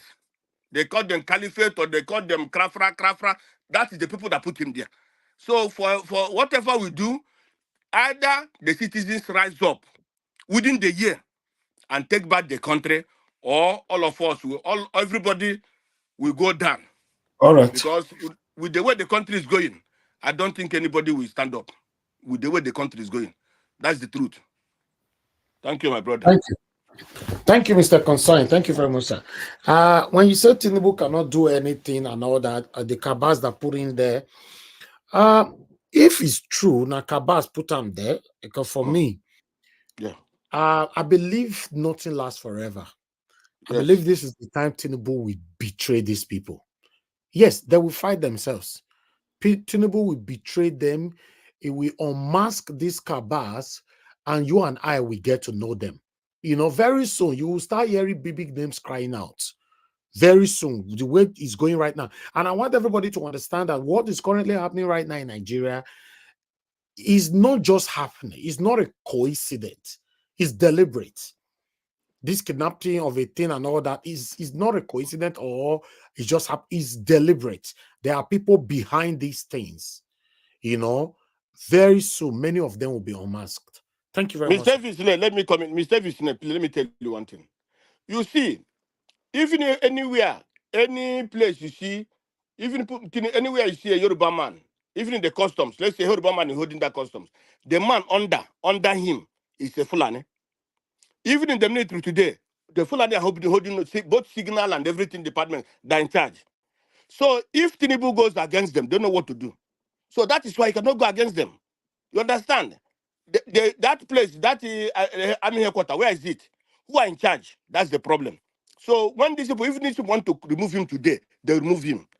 So that is the problem of that is this thing of desperation. My brother, desperation is not good. If you know you cannot do something, leave it. Don't go and say, I want to be the president, I want to be the leader of your place. When you know that you are only being there, going to be a stooge, like in Imo State, where that man came in. Because of desperation, they put him there. Now, today, he can't even help his people. He's even adapting his people. That's the problem of desperation. And that is what Tinubu is there. Tinubu is just desperate to be there, and they handed him. My brother, is it only Tinubu that is good in the South? Just be, or the only APC candidate that is good in the South? Just be honest to yourself. So how can Okay. you see a man like that, you support him? They not support him. So why did they support him? That's what you ask yourself. Why did those people decide to support him and bring him there? Sir, So that's the for thing. me, Yes. for me, Yes. Tinubu's government is illegitimate. Everybody know that. Thank you. But Uh-huh. I believe things or something that have not happened before in Nigeria will happen this time. I believe that. Thank you. There, Let's go there, and are, help us. there are strong fights going on already within themselves. Yes. I'm telling you. All of those soon fight come out, make you and I see them. Don't worry. Yes. I know. I It's like very what you say. close. I like what you say. Let us hope that belief and that hope that they will fight themselves and destroy themselves, and the country can better. But if not, my brother, another we have to start talking on that story next time. Thank you very much. Thank you, sir. Thank you very much for your wonderful submission. I appreciate you. All right. Give us a mandate came back. Give us a mandate. Thank you very much, my brother, for joining us. I would like you to just give your submission before we move on. Thank you. Thank you very much for the time. Your voice is low. Oh, can you hear me now? Okay, yeah, go ahead.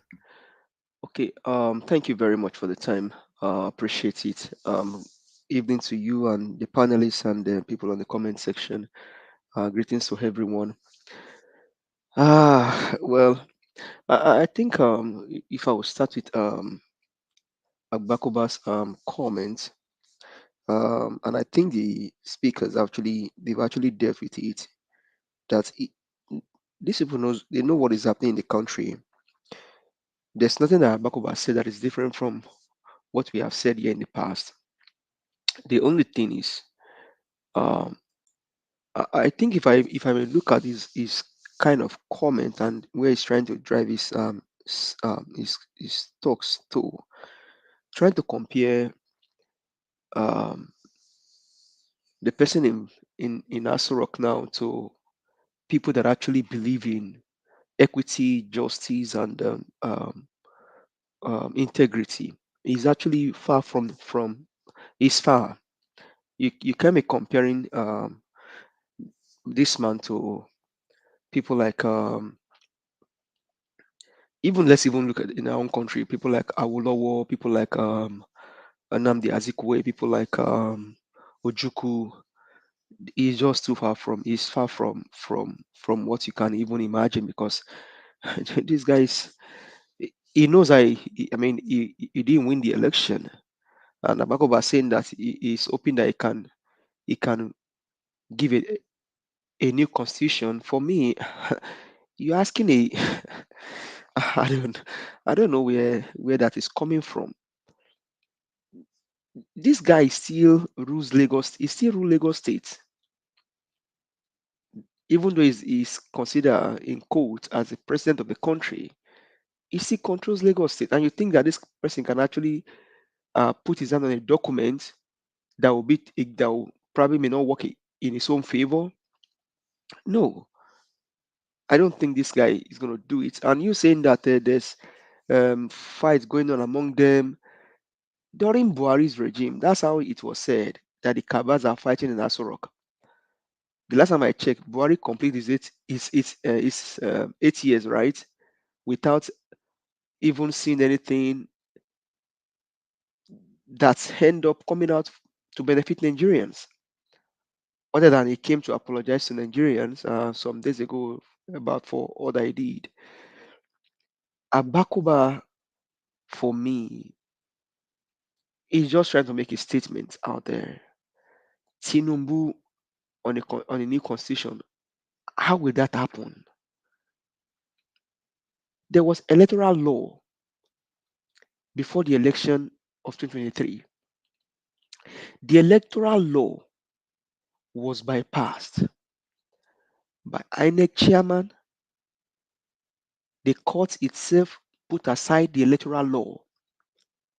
The last time I checked, the courts, both the appeal court and the Supreme Court of Nigeria, did not give a ruling based on the electoral law as amended for last year's election. And now you're asking this man to give a new constitution. I don't know if that will happen in the dream or in the daylight, because Abuja was there. It did not win Abuja. The case of forgery there, double nomination, dual citizenship, criminal drug baron, all of those things are there. They were proving these are not the issue of allegation. The whole world know. I think Mr. Ife who called yesterday talking about I think it was Mr. Tone saying that Africans snatching expensive watches in London, and they caught some people and Nigerians were among them, and they begin to make some search and all that. They now discover that the Nigeria president in quote himself is a criminal drug baron. So if all of the electoral law, everything was in place to make sure that we have a free and fair election last year, that this man himself knew about the electoral law, and he bypassed everything. They snatched it, they grabbed it, they ran with it. You think this guy can sit down to now talk about any constitution that will not be in his favor, but for the favor of the people? Because if you think about it, Nigerians are the one that should hold the power. But the people that Nigerians elect now are the ones that have the powers, and Nigerians are just powerless. So, but what happened to the waste panel that was delivered during Jonathan's regime? That barrister, um, our own barrister that came in the last time, I think I forgot his name now, was talking about. Why can't we go back to that waste? Why can't they bring out that waste constitution? Everything that was said about the waste. Mike Ozakome talked about the waste. Why can't they bring it out? Now, if you're talking about a new constitution, that's another way to waste money. Meanwhile, we have an waste documents that we can just bring out to leverage on and salvage this country. And all of those span from the even Yaradua's tenure, because he himself said it. Yaradua knew that what brought him into power was not legitimate. He said it. This one is still claiming that he won the election on a legitimate ground, even though he was won illegitimately. And you are telling him to give a new constitution? I don't know. Then for the guy that spoke on channels, now it's just glaring that if they want to tell Nigerians lies, they go to Channels TV. You hear what that guy was saying on Channels TV? That before now, Nigerians have been suffering. But the last time you did a great analysis telling them what the price of fuel was before Tinubu came into power, in quote. You told them how much rice was selling for, how much they even sell bag of cement for. But the guy is he living in denial or what? No, he knows the truth. But he's just trying to talk to maybe APC members that maybe the guy is not doing badly. It was as a result of the 40 foundation that he met. No. Buhari took Nigeria back maybe about 20 years. This one in power now, in quote, is taking Nigeria back another 50 years. Security has gone down. Education, nowhere. In this current budget, there's no anything for health. Now we have resorted to student loan instead of giving students scholarship or giving students bursary award. The last time I checked, students used to get bursary award. All of those things are no more there. And you are saying that it wasn't his fault. When you know you cannot do it, why do you even do everything possible to get there? The last time I checked, over 80 people died in the election. A 19 years old boy killed himself because this person had to be the president of the country in court.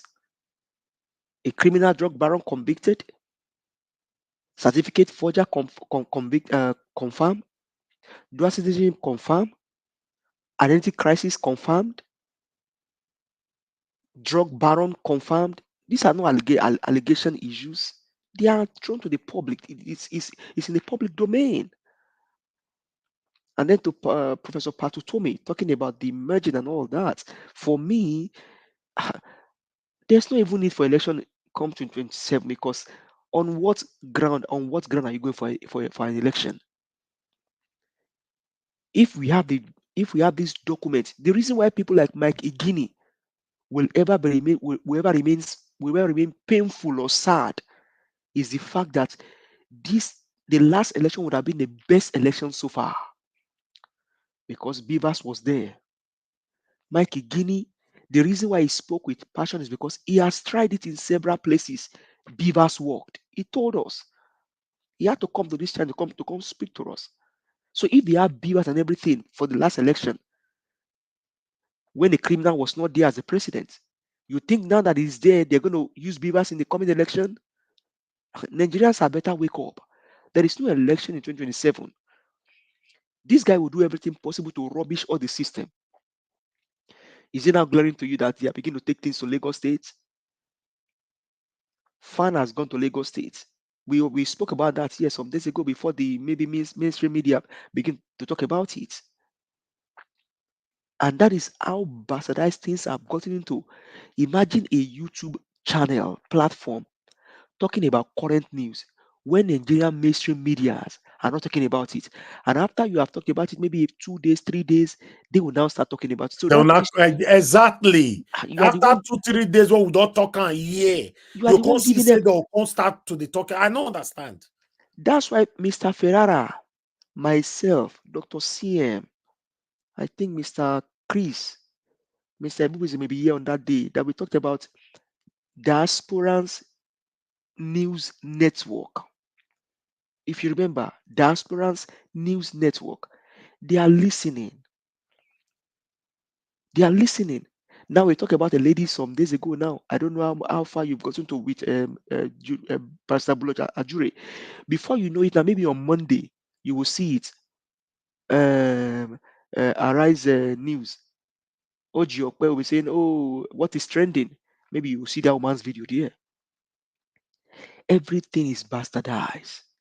Institutions are destroyed. You see what EFCC is saying now? That their own official also collecting bribe and all that. Everything is.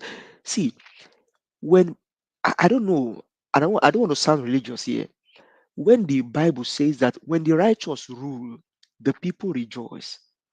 But when a criminal is there, the people will mourn. It is in the Bible. He may not be there as criminal, but when the wicked rule, the people will mourn. Okay, imagine Peter will be anywhere he gets to. Despite the fact that he's not the president, there will always be light in that house. There will always be light in as soon as Peter Obi shows up, there'll be light in the room. Why? He's not a saint, but he's a just man. People are being pied in Plateau Jaws. People are being there was about a bomb, is it bomb explosion or some or dynamite explosion? And the president in court went to Imo to go tell them that their taste is getting better. And your wife is saying that, oh, if Nigerians can pray harder, maybe it will resolve the issue of insecurity. But you are being protected by the army and then the police and everything. Do you know, as we speak, they say they call that the cost of governance. My brother, don't be deceived. This guy didn't cut out anything. The last time I checked, his last visit, he still had about 50 entourage that went with him. So, and this is the person that Mr. or Dr. The Agbakoba is reason calling why for. they come tell us, say they cut the cost of governance is because you demanded for it. And they came to tell you what you want to hear. God It bless you, doesn't sir. mean God you bless you. understand. They So didn't do it. it doesn't mean they're putting into practice. Yeah. They just wanted to tell you what you demanded for, what you want to hear, What and you that want was here? it. And just less than a week or 2 weeks, them themselves, they can't break the law. Exactly. Eh? They say, oh, Nigerians are crying. Better you do suspension. Better you do. Okay, let's just tell them. Okay, better you don't go to EFCC. Even though maybe she's still in the ministry at the back end. You don't know. We need to check the antecedent of people. So, Dr. Agbakoba, with all due respect, sir, you spoke eloquently well. Mr. Alex has confirmed to that. Other panelists have said that to that. You spoke eloquently well. But asking this man to give Nigeria his constitution, on what ground will he do it? This person that went to Chatham House to go tell his people that the only way you can win the election is by snatching it, grabbing it, and running with it, and he's still running. If he wants to do anything good, let him even start with the waste panel white paper. Bring that one out. Let's begin to get our country resolved with the waste panel documents. That can even help us. If you now think that you can do it, you now begin. But this, for me, nothing good. And I'm not saying this to castigate anybody or probably to rubbish anybody. If you want to, okay, in Yoruba they will say, Amokun Eruewo. That means the man with the crooked load. You say your load bend. You say now up now they look, you know, look down. The leg is not even standing well now. That is the situation of the country now. You are saying that Nigeria, the country be like this. You know, the person where they for top. The person where they for top now make it look now. And anytime you talk, the APC propagandists and the APC denial, they will always bring in Peter Obi into everything.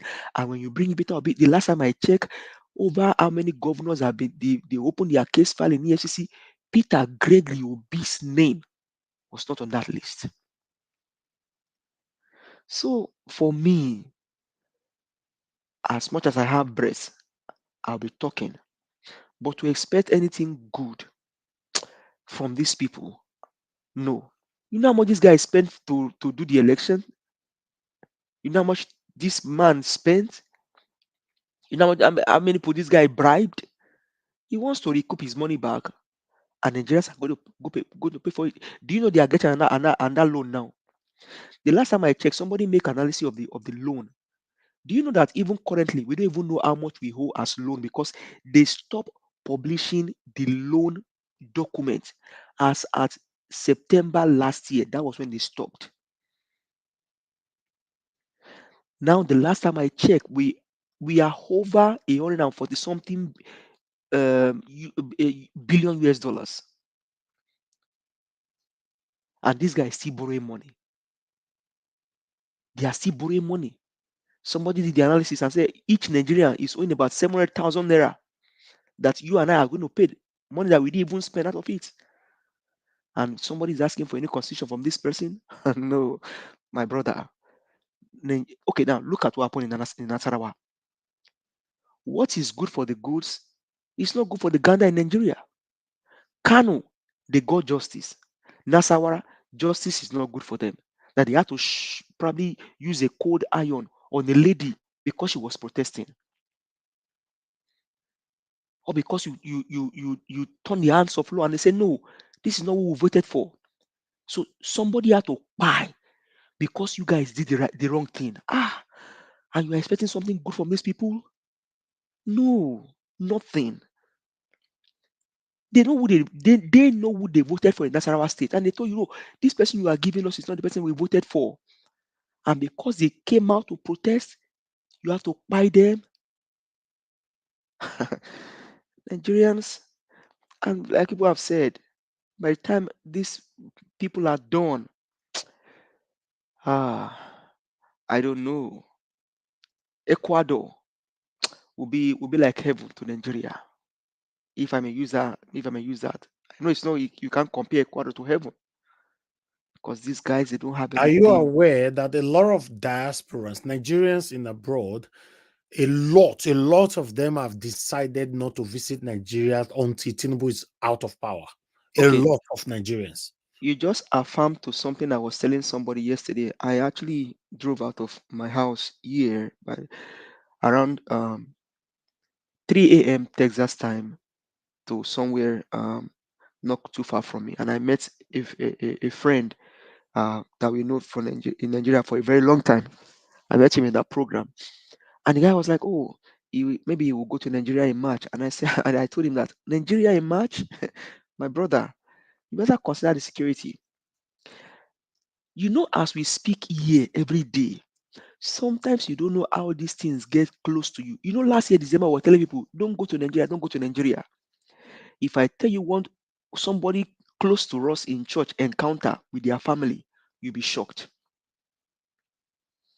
How the family escaped, how God saved them. It is only God that knows, that knew how He saved them. Because the same road they ply, people after them were piled on that road. And I know that last year we were telling people, don't go to Nigeria in December, don't go to Nigeria in December, don't go to Nigeria in December. This is very, very, he reached home. So, okay, as we sit down here now, we speak. You are talking about the country. For someone like Mr. Harris, I can only just pray that God should protect him, because for someone as vocal as that, do you think they are not looking for that young man? And what is he saying? He's saying the truth. But these guys are against the truth. Mr. Elvis, Tinubu, Remy, Bajabiamila, Bayon Onuga, they know what they are doing. They know they are not doing the right thing. They know they stole the election. They know they didn't win the election. They know the country is suffering. But they have decided to make the country suffer more because of what? Their personal gain. If they tell you how much Buhari stole, you'll be shocked. You'll be shocked. Emefiele is in prison. Buhari is working free. Buhari just launched a book that was written on his behalf some days ago, and Emefiele is in prison.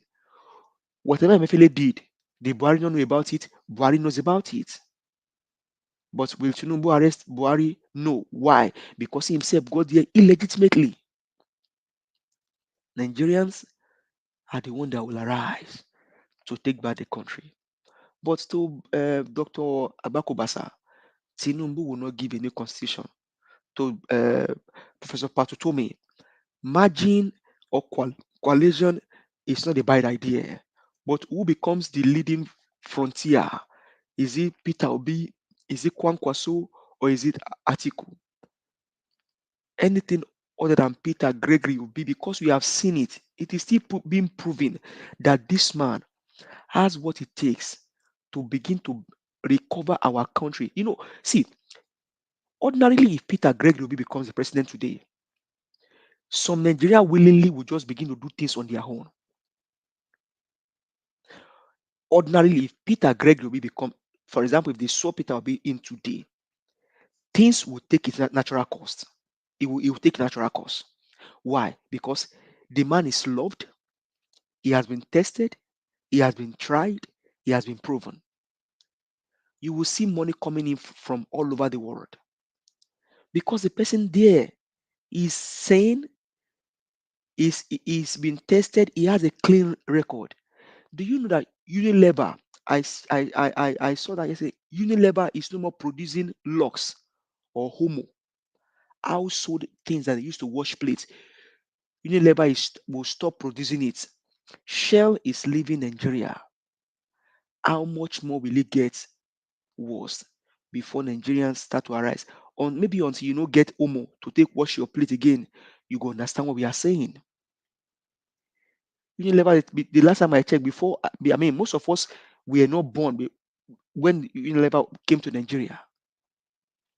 And today they want to stop producing Omo. Omo that I know that, I don't know. And why? Because of the person sitting in power. The country is getting bad and they are still borrowing money. The money you are borrowing, you will borrow money, you will loot it. I don't know how people, you go and steal money and then you steal the money. And then to Julius Abakuba saying that the House of Senate and the House of Rep, for me, these two houses are rubber stamp houses because The last time I checked, I have not seen anybody bringing any bill on the floor of the house, maybe upper house or lower house. They are just there making money. Kidnapping is on the increase. Have you seen any emergency plenary section on the floor of the house? No. Will they do it? No. Why? Because they know where this whole thing is coming from. So Nigerians will arise when the time comes and demand how they want to go.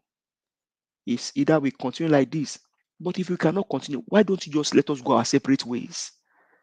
Nigeria is over 300 countries in one country. In Yoruba heritage alone, we have different dialects. Now talk about Edo, talk about Ishekiri, talk about the people from, even among our Igbo brothers, there are different dialects. So we have different country just put together by these people in one country. So how do you think it will not explode? It will explode. It's a matter of time. And they are saying that let the people that own the country come and sit down and say, okay, this is how I want to do it. And like Agbakoba said, 1 week is even too much to get this thing right. We can get it because we have some existing documents that can help us as a people. But would they allow it to work? No. Why? Because of their selfish interest. Thank you very much, sir. I appreciate you. All right. Thank you very much, my brother. That is why it is called the looted money being returned back from abroad have been relooted again. So that's it. All the Abacha's loot that were returned, that they have been returning for the past decades now, for the past 1 decade or so. You know, it's been relooted. Tell me, what have they been doing with these funds? No evidence of it. We don't have anybody to hold accountable for things like this. The previous government will leave. We'll have a new government that will come in that will just continue like nothing happened in the past. It's very sad. Madam Patricia, thank you very much for your patience. Deliberately keep you to this time. Thank you. Please, I'd like you to talk to us. Good evening to you. Good evening, Mr. Evans, and good evening, everybody. Sorry, maybe my voice is not as so clear, but I will try and shout as. No, your voice is good. Okay, thank you. Good evening to the people of the comment section. Of course, Mommy Diaspora, good evening. Thank you for all that you do for us. We appreciate you. And of course, the panelists, every one of you, those that are here today and the ones that are not here, thank you for keeping the broadcast alive and speaking truth to power every day and informing Nigerians on what they need to know, and if eventually that will trigger their calls to action. Thank you. Yes, I don't like to sound like a broken record all the time, but it seems like that, because since we are repeating and repeating and repeating, but of course, repetition, they say, is the law of deep and lasting impression. So it's good to repeat ourselves, but nothing that we are saying today or that I'm going to say today that anybody here have said today that hasn't been said before. I just want us to know. So I'm not bringing new information, but yeah, I'm going to reiterate and reemphasize what we have been saying. Yes, regarding the amalgamation, we cannot, there is no how we can have a future without knowing our history. And if our history is being, if there is any command with our history, then we need to go back and fix it. Which in our case, there is comma in our own history. How we got to where we are is not the way that was divinely planned for us to get to where we are now. And hence, we have these problems all along. And until we tell ourselves the truth and go back to where we miss our steps. It doesn't matter who did what at this moment. It doesn't really matter now. Yeah, we know who were the corporate, the British Crown. They were the ones with the caliphates, the Fulani caliphates. And also, of course, not only the Fulani, the Hausas there were also a part of the game. Because the Hausas, they were the one that paved way for the Fulani. Because they thought it was a gainful thing for them then. So we know how Nigeria became a nation. We know how it became. It wasn't the right way. It wasn't supposed to be. It wasn't meant to be. But that's what it is today. And that's why the confusion, the dilemma that everyone is experiencing in Nigeria, and the mayhem has been perpetrated every day on generations and generations till this one. And if we don't do anything, it's going to continue.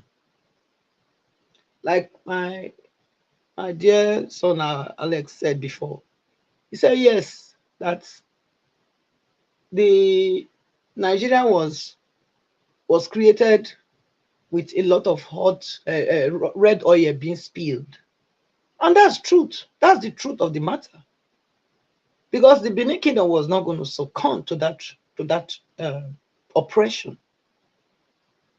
But like we know the history. At the end, they went to gather this United Union, the United Nations that they are calling now, which if the whole world, they are used to deceive the whole world now, they want to use to deceive the whole world again. World police, one world police. You think one world police is for you? Look, that's another day story. You think the one world police is for you? It's not for you. Leaders of Africa, if you go and join those courts, they are trying to, all those contracts that are detrimental to you and your people, thinking that they want to come and help you, you are deceiving yourself, which means you are somebody that doesn't know yourself. Because if you know yourself, you will know that you are the most hated people in the whole world. So anybody that is coming to you to tell you they want to help you, you should tell yourself, you should know that when they say they want to help you, it means they want to buy you. That's what it means.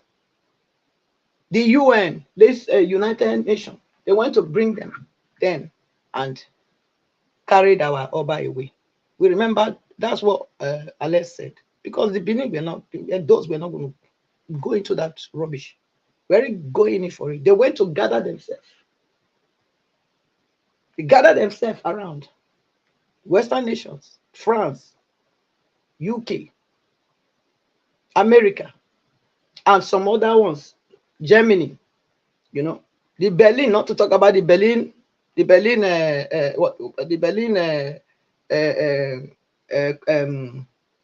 arrangement. That's another one entirely. You know, so there's a lot of things. We need to go back to the drawing board and retrace our steps, because there is no way we can look. It's only a very, how will I put it? Some people that are not people that are completely out of their mind, insane, that will continue to see that the road, the trajectory, the path you are going is leading to nowhere. It's a dead end, and you keep going. You keep going, expecting that somehow another road will show up. There's no way. It can never happen. The road, this track, Nigeria is a dead end. It has proven to be so. 63 years of Nigeria independence. What have Nigeria achieved? What have they achieved? They've only achieved criminals, gangsters, robbers who find their way into governmental offices. That's what they've only achieved. They've not achieved anything any other good thing. Without good governance, what other things can stand? Nothing. All the institutions are polluted, are corrupt because of this foundational problem that we have, which many of the so-called people that are benefiting from it, they are shying away from it, telling us that they don't need to do it. Listen, the time has come that Nigerians must do something about their destiny. We must. It's not about who wants it or who don't want, who likes it or who don't likes it. It's not about that. They made your throne, they made your kings, subject to their subjects. They kept their own. The prime minister of UK and their ministers, they are under the throne in England. They are under the throne. If the throne does not anoint any prime minister that the people elect, he will not sit there. But that's not what they did to you. So who will see this who will see this injustice and be okay with it? Who? Even the traditional rulers. I'm still calling on you people. I know there are many now that are not the true ones, so I will still, yes, we are not stupid, we are not ignorant of what has happened. But the true ones, which is ordained, those that are ordained by God, you have that divine backing to reclaim your rights, because it was given to you by God. It wasn't a man-made thing. It was God that chose you. So I think it's high time they stand up. They know themselves. Stand up and reclaim your people back, because these criminals, they don't have anything to offer to your people. They are not in touch with them. Their way of dealing does not have any human face to it, because they are not answerable to God for them. They are not. It's a coup. It's a British coup. They came as a result of the British coup. And God expects the traditional rulers to stand up and say, no, it's our people. These people are our people. Before they are government people, they are our people primarily. What the British came to do many years ago, we want to undo them. We want to undo it. You can. You can. It's injustice against humanity. That's what they came to perpetrate. And we can't keep quiet and still let it be rolling as though it become a normal way of life. No, we have to stand up and speak and bring a change to it. They didn't dethrone their own. Why would they come and dethrone our own and give us what they want? No, it's not right. The worst of all, they put the traditional rulers under the governors and whatsoever. Who does that? Who does that?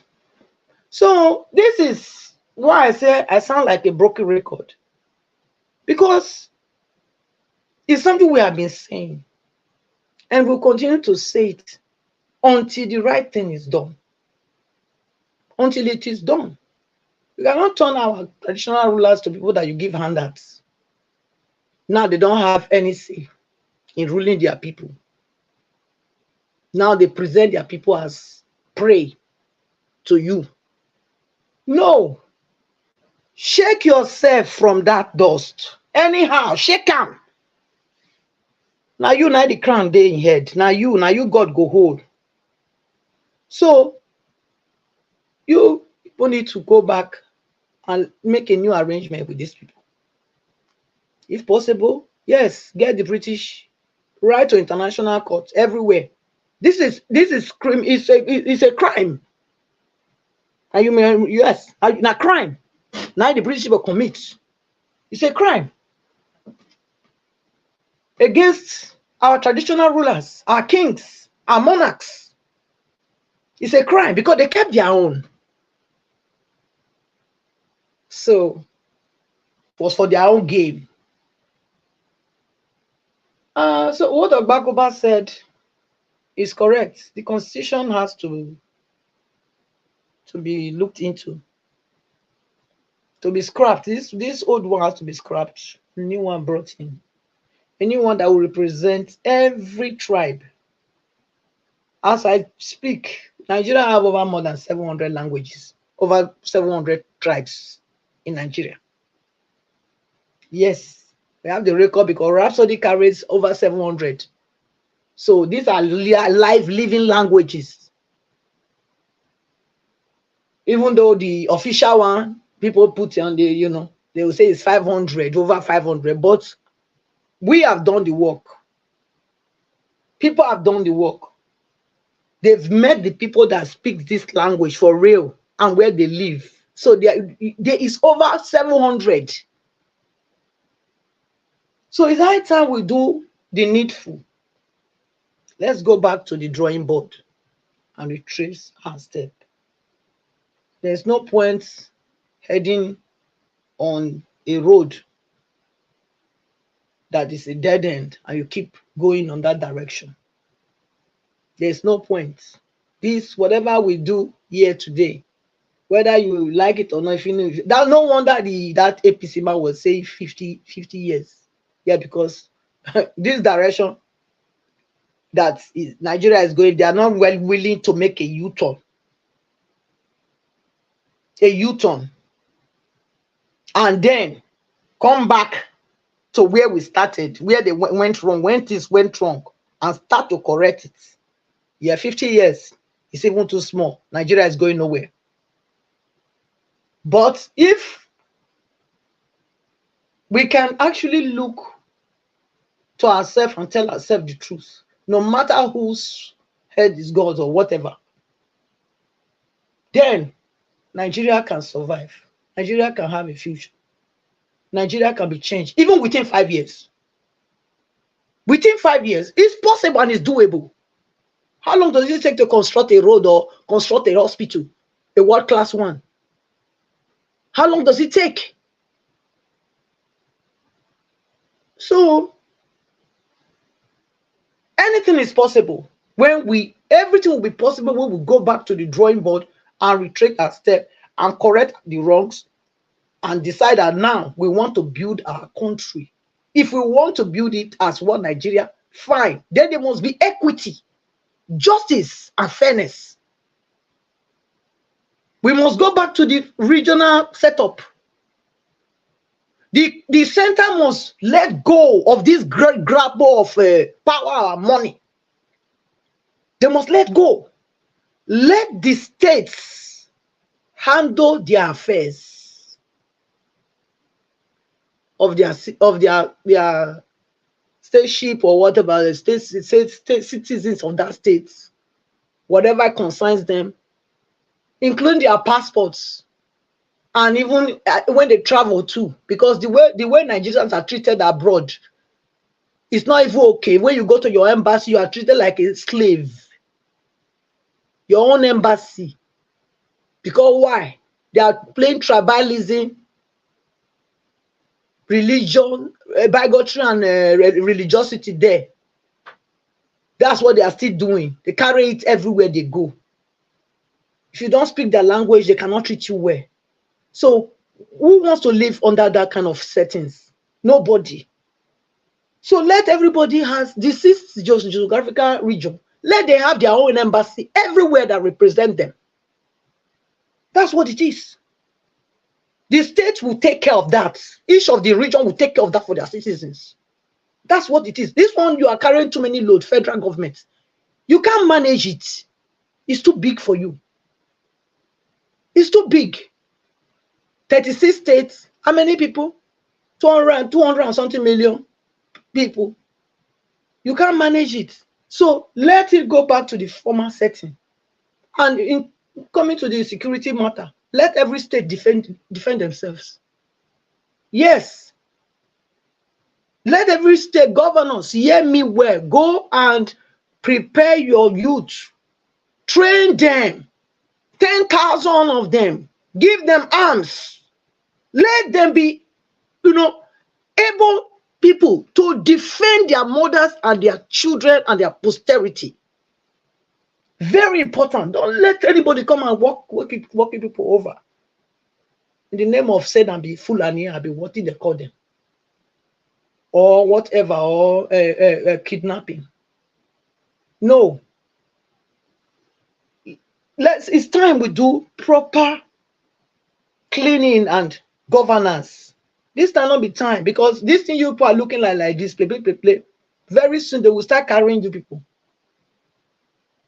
We are telling you now, it's better if you know what is good for you, you better start doing these things so that these bad eggs, this wickedness can stop, and the innocent Nigerian red oil can stop to be spilled every day, like as though they are not worthy to be a human being. So I will leave it at that. I think. Thank you. Thank you. Thank you, Madam Patricia. Thank you very much for that diversion of your submission. I would like to 100% agree with you in terms of every tribe in Nigeria having their embassy. Kai, I never see that one for that corner before, Sha. I wish that can happen. Yes, let the state handle that, the state. But unfortunately, because you were asking that, you were saying that the load is too much for the federal government. They know the load is too much. They are deliberately doing what they are doing because they make more money by doing it this way. So they know, they obviously they know the load is too much. They are not doing any work. So if they allocate these responsibilities to states, they will lose lots of money. So that's why they are doing this. They know what they're doing. Thank you very much for your submission. Let me quickly pick this call before we round up the show. Thank you very much for calling in. Good evening to you. Your name and where you're calling us from. Oh, we lost that caller. Okay, I would rather call you back because you'll be calling.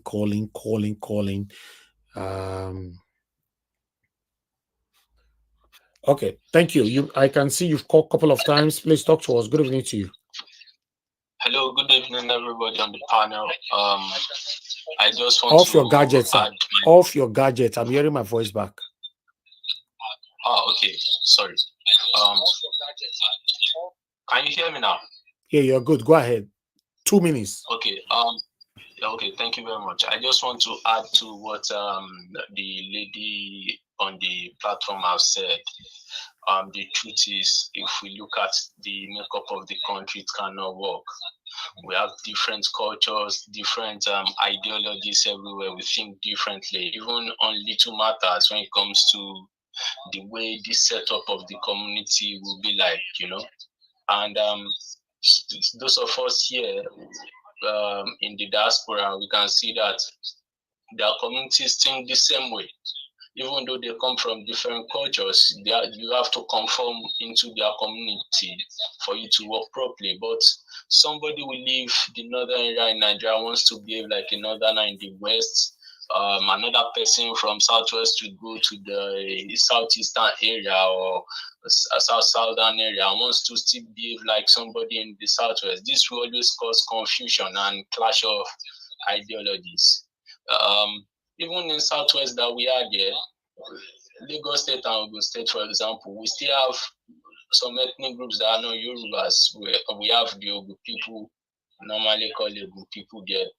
They have their own way of thinking, and different culture entirely. The way they speak is different from Yoruba. But how many people know this? And unfortunately, we are running a constitution that does not even recognize the other minor ethnic groups. Why should the presidency or political offices in Nigeria just be about rotating within 3 ethnic groups, Igbo, Hausa, Yoruba, where we have about 700? Can you imagine? Let's take, for example, the Benin. I always ask myself, when would a Benin man become the president of Nigeria?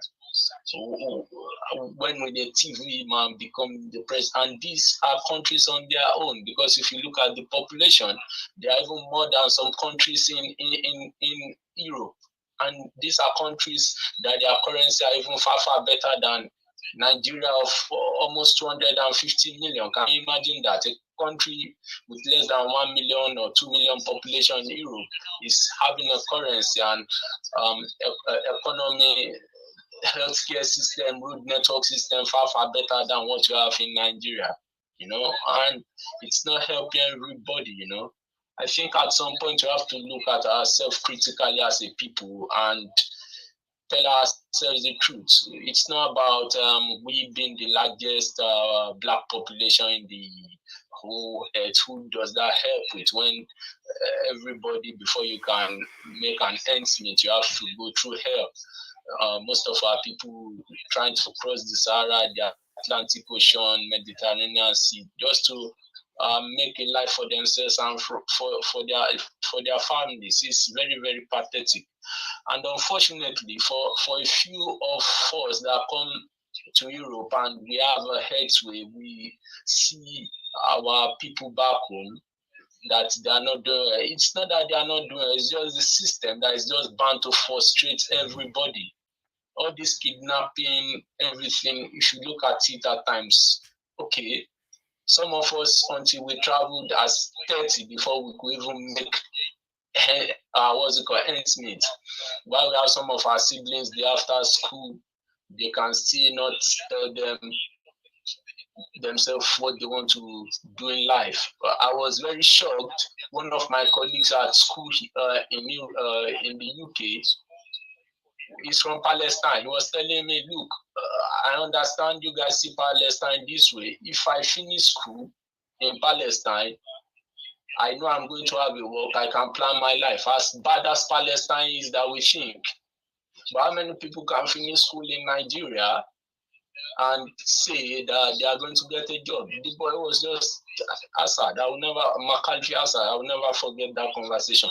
It was like, look, I understand what you are talking about, but it's not as bad as what I used to think Palestine is hell. Palestine is not as hell because I finished school. In fact, when we finished in the UK, he went back to Palestine. He's already working. Before I could even get a job in the UK, he has already gotten a job and was planning to get married. Can you imagine? But here we are. We come here, have to do another this thing again. Maybe use another 3 or 4 years to set ourselves up. It's just pathetic. Thank you very much for today's topic. God bless you. I'm very happy for you. Thank you, my brother. Thank you so much. What's your name? My name is Ife. Yes. Ife. Okay, please send a message so I can store your number to recognize you next time when you call in. Okay, thank you very much, Naija. Thank you, sir. Thank you, yeah. Wow. You can see that the pain is affecting everybody. Even some people, in fact, many Nigerians is being affected, but they can't call into the show. They are listening. There's a lot of people listening right now that have never ever called it or this broadcast or media, at least for once. Everybody's facing the situation in our country, like I normally talk about. For those of us that are saying, it not concern me, it concern you. Yes, it concern you. Now, person go do Nigeria passport for London. They talked to me a couple of days ago how they make life difficult for them just to do renew a passport. You see now, it don't concern them. You understand? So let's continue to do our part, to have a better Nigeria. So we've come to the end of this broadcast. I would like to give 2 minutes for roundup, to Mr. Jonathan and Oga, give us a mandate so that we can round up. Mr. Jonathan, if you're still there, please give us a closing remark of just 2 minutes. Thank you very much, Mr. Elvis. Thanks to everyone, all the submissions made today. Thanks to everyone, all the callers as well. Thank you very much, Mr. Elvis. I said in my earlier submission today that Mr. Tinubu cannot fix Nigeria. I wish, my hope is that Nigerians in Nigeria and outside Nigeria, we just get this, because that is, for me, I believe that is the starting point. Once everybody gets that straight, that this man, who is the present man superintending over Nigeria, cannot fix Nigeria, because a lot of people still believe that one way or the other, he can still do it. He can still fix Nigeria. Let's get it straight. This man cannot fix Nigeria for all reasons, which I outlined them. He cannot fix Nigeria. And until Nigerians get that straight, perhaps, just perhaps, they will begin to step up, especially those that are in Nigeria. Because if you still have that glimmer of hope that things will get better, things will get better, then you will be lying low. And that's why many people are just doing that, lying low, doing nothing. But once you know that there is no hope here, there is no hope, he can't do it. He has no capacity to do it. He has no character to do it. He has no morals to do it. On top of it all, he's even clueless. Because if you have no character to do it, one might even ask, maybe he knows what to do, but he's not doing it. He doesn't even know what to do. Aside from the fact that he has no character, aside from the fact that he's morally flawed, he doesn't even know what to do. That is to mess the whole thing up. He doesn't even know what to do. To add on to that, people that even knows what to do, genuinely that they know what to do, they are not ready to work for him. They are not ready. The best they will be doing is to talk about it the way we are doing. Maybe offer some suggestion here and there. And if that is what they have been doing anyways, they pick what people are saying here and there. Even on this platform and other similar platforms like that, they just sit down, pick one or two things from what people are saying, and then they will want to implement it. But they cannot do it right because they have no character to do it. Even if they come here and pick one or two things that people are suggesting, that people are putting on the table to make Nigeria better, even if they come and they pick it, the character is not there, because the people that will carry it out, the people that will implement it, are flawed. So if they can understand this, that there is no way out, the starting point is everybody. I said it, and I will say it again. I've said it before, and I'll say it again. There is no one singular person, I mean one, amongst all the people around Mr. Tinubu right now, as we speak, that can do anything good for Nigeria. Not one.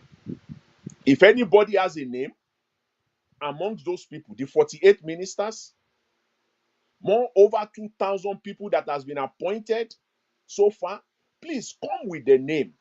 Mention the name. Mention the ministry. Mention the agency or the parastatals as they call it. Please come out. Mention the name. Let us go into the antecedent of that individual. Let us see the capacity and the character of that individual, and then we can determine whether, okay, this one is okay. Please, I'm waiting. I want to see, without playing games, without being tribal, without playing nepotism. Please come out with the name, and on an open floor, let's see. That's why I submit that there is no one that can do.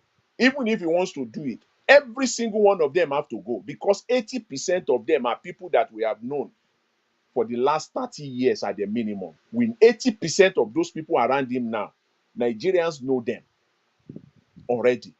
There is nobody anywhere on earth that is ready to stake his life, to stake his character for this man.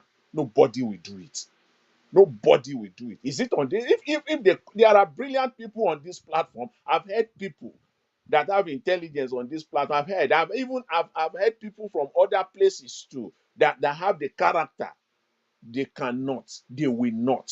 Even if you are called today, they call you today and they say, please come and do this for us. You will not, because you know if you do that, Everything you've worked for over your life will be messed up. So they know this. So they are patching it up. So Nigerians, get this straight. Nigeria is in a dire strait. These people they cannot fix Nigeria. That is the issue, first of all. That is the first problem that must be settled. We need the right people to be there. And even if he wants to do it, it will have to start from him himself. It will start from him himself. Like one of the speakers talked today about the waste report. Let them start from there, even if they, at least to show. Let them come and prove that, okay, what we're saying here is nonsense. What these people don't know what they are talking about. These people, they are just talking. They don't love Nigeria. They don't like Nigerians. They are just heartless people. They have no clue. Please just prove us wrong. Start with the waste report. If you can do that and say, okay, this is it. But for the fact that you cannot do that, then you can't do anything good for Nigeria. You can't. When Nigeria gets this straight, you just know that for each and every day that passes by, it's just each and every day that is being wasted. Is being wasted. There is nobody as we speak around this government that can work and make Nigeria right. Is it the EFCC you want to talk about? I've said it. That is another wasted agency. They can't do anything. They've been coming out. They said that even amongst them, they are corrupt. Yes, we all know that. That's an open secret. We are not naive. We know, because if you want to indict anybody, within the first 72 hours maximum, you will arraign that individual before a judge. But for the fact that you can't do that, for the fact that you have not been doing that, we all know that it's all a charade. Everything you are doing is all a charade. You can't get Nigeria right. You are just wasting our time. Wasting generations away. Somebody coming out, look at him talking, saying that it will take 40, 50 years that has been forecasted. Can you just hear that from someone who is an Harvard graduate? He said he's studying in Harvard, and that it will take 40, 50 years. Somebody said even 5 years, you can fix Nigeria. So let Nigeria get this straight. This is not the time. These are not the people that will fix Nigeria. If they want to fix Nigeria, they know where to start from. Thank you very much, Mr. Elvis. Thanks to everyone for this day. I really appreciate it. Have a pleasant evening. Thank you, Mr. Jonathan. God bless you, sir. Thank you. I appreciate you. Thank you. Oga Chris, thanks for calling in. Good evening to you, sir. Please talk to us briefly, 2 minutes. Okay, good evening, sir. Good evening, Mr. Nigeria. Good evening, everybody in the panel and the people in the comment section and the silent viewers. Thank you all for all what you are doing. I've just been listening to the program since. I just decided to make a quick contribution because of what Madam Patricia said and what you, Nigeria, was also reiterated. Is that concept of having every tribe having their embassy in Europe? That was actually the kind of Nigeria that was left, if we don't know, because when the British left, every region in Nigeria had their separate embassy. So, for example, if you are from the southeast, you have your embassy in the UK there. The people from the southwest had their embassy in the UK. The people from the north also had their embassy in the UK. That was the kind of Nigeria that the British people left. It was we that used our hands to bring everything together under this first arrangement called One Nigeria. And it must also be made very clear that, in all sincerity, it was regional government they left behind, in the sense that every region has a large control of the resources of everything that's going on in their region. Do not believe that University of Benin was a product of this lack of equity distribution of wealth. Because in the Midwestern region then, because they had a lot of cocoa, so they were not using the funds properly. They were kind of, let me just say, neglecting the Midwest. So that was what led Ogbemudia and Co. to say, okay, we still have to go and get our own university, because every region controls their own wealth. That was how the British left Nigeria. It is we that decided to put everything under one first umbrella and think we can move ahead. And secondly, for Olisa Agbakoba, for me, even if he has spoken eloquently like Mr. Alex said, I don't simply give a damn about him. Because Olisa Agbakoba is a Nigerian that has a big voice. He's supposed to be one of the people that will lead Nigerians against this injustice that was perpetuated against everybody. But they are telling us how to encourage, what was his name again? The man in Aso Rock, how he's going to do a new constitution. Whoever think that Tinubu will wake up and do anything that will remove him from power. And moreover, how can you allow a thief, somebody has come to steal from a bank, then you are telling him to use the funds equitably? It was supposed to be so. Agbakoba can go to international court of jurisdiction and make a case for Nigeria. He can lead in Nigeria instead of advising Tinubu to give us a good constitution. And lastly, if we think that things are going to change by hoping they will change, it's never going to happen. Two clear cases, just two clear cases. Look at what the Supreme Court did for Nasarawa and Kanu, because they know the danger of what will erupt in Kanu if they thereby give any judgment different from what the people wanted. So they had to do the right thing. But in Nasarawa, they know that nothing will happen, and they actually did that. And what's the outcome? So it's just a clear-cut explanation of why that we don't need to be hoping and thinking that these people will do the right thing if we don't force them to do the right thing. Thank you very much for the time. Thank you. Thank you. God bless you, Mr. Chris. All right. Madam Origin, thanks for calling back again. Please talk to us. Thank you. Hello. Thank you, Madam Origin. Please go ahead. Yes, today I'm a panelist. God bless you, Mr. Niger. Thank you for picking my call.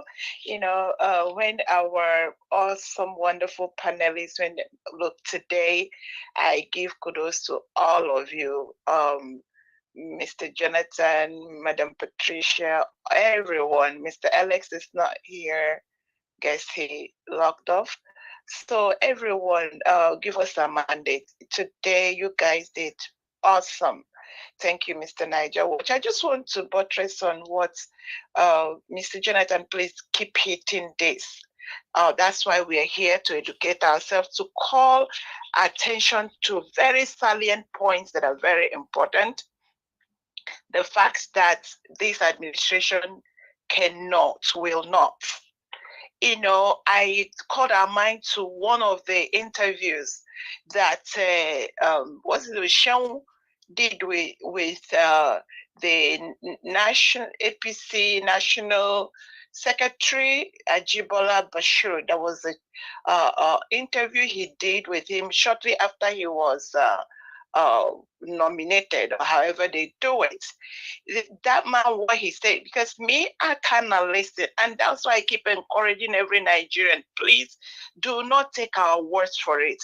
Research, give yourself, even if it's an hour a day, go and check through these things. We are not screaming for nothing. What we are seeing is scary. This man had his mind, he's a lawyer. He defined their political party. He said, look, the simple definition of a political party is one that, you know, a standard definition is organization that coordinates candidates to compete in a particular country's election. Simple. But this is what he said his party is all about. He said it's a program. It's a group that gathered for some program and activities that want to get power through its representatives to be in control, political, economical, social development. That is what these people, and a few things he said on that day gave me shock. And meanwhile, in this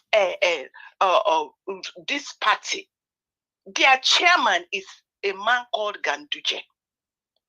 And the head of the party is a man called Tinubu, AKA. So why are we really deluding ourselves with all the surrogates that surround them, year in, year out, 7, 10, 20-point agenda. And please, I tell them, please, if you want us to believe you, please come out and be real. Nigeria is sinking.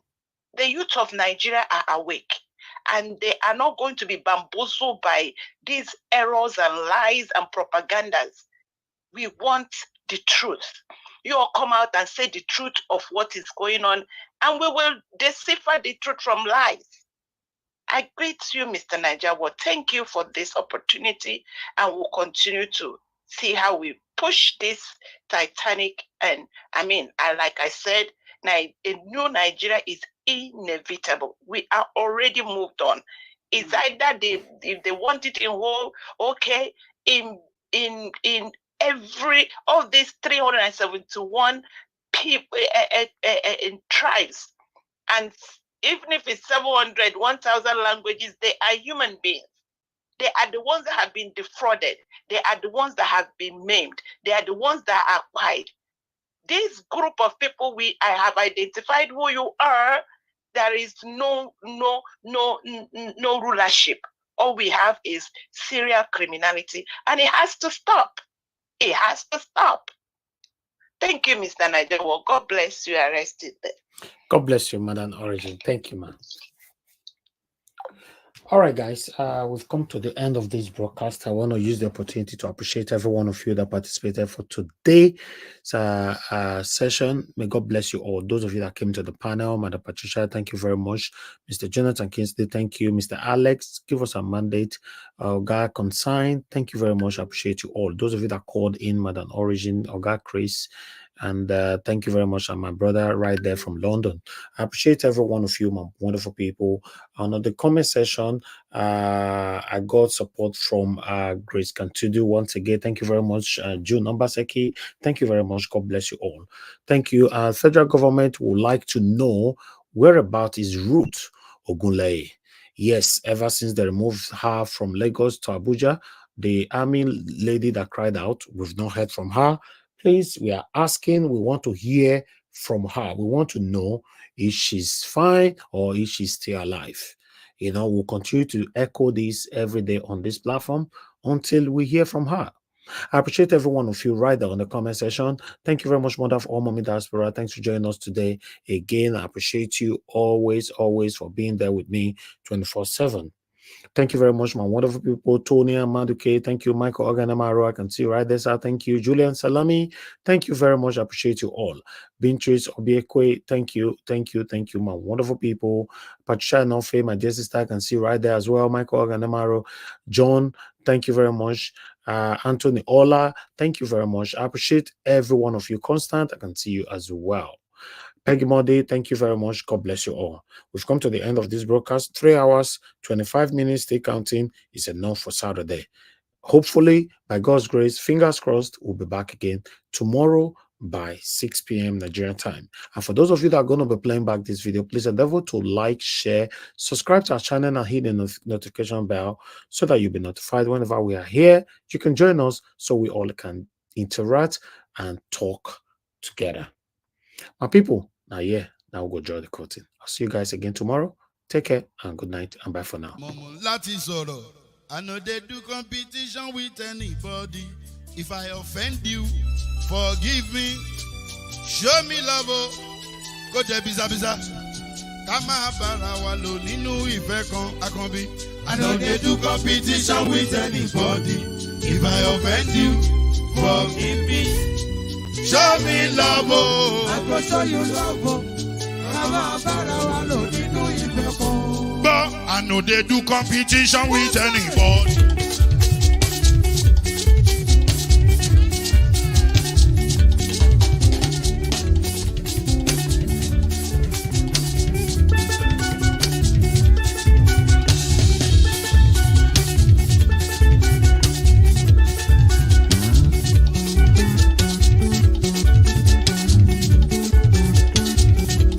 If I offend you, forgive me. Show me love, I go show you love. Kama bara walo ninu ife kan. I know they do competition with anybody. If I offend you, forgive me. Show me love, I go show you love.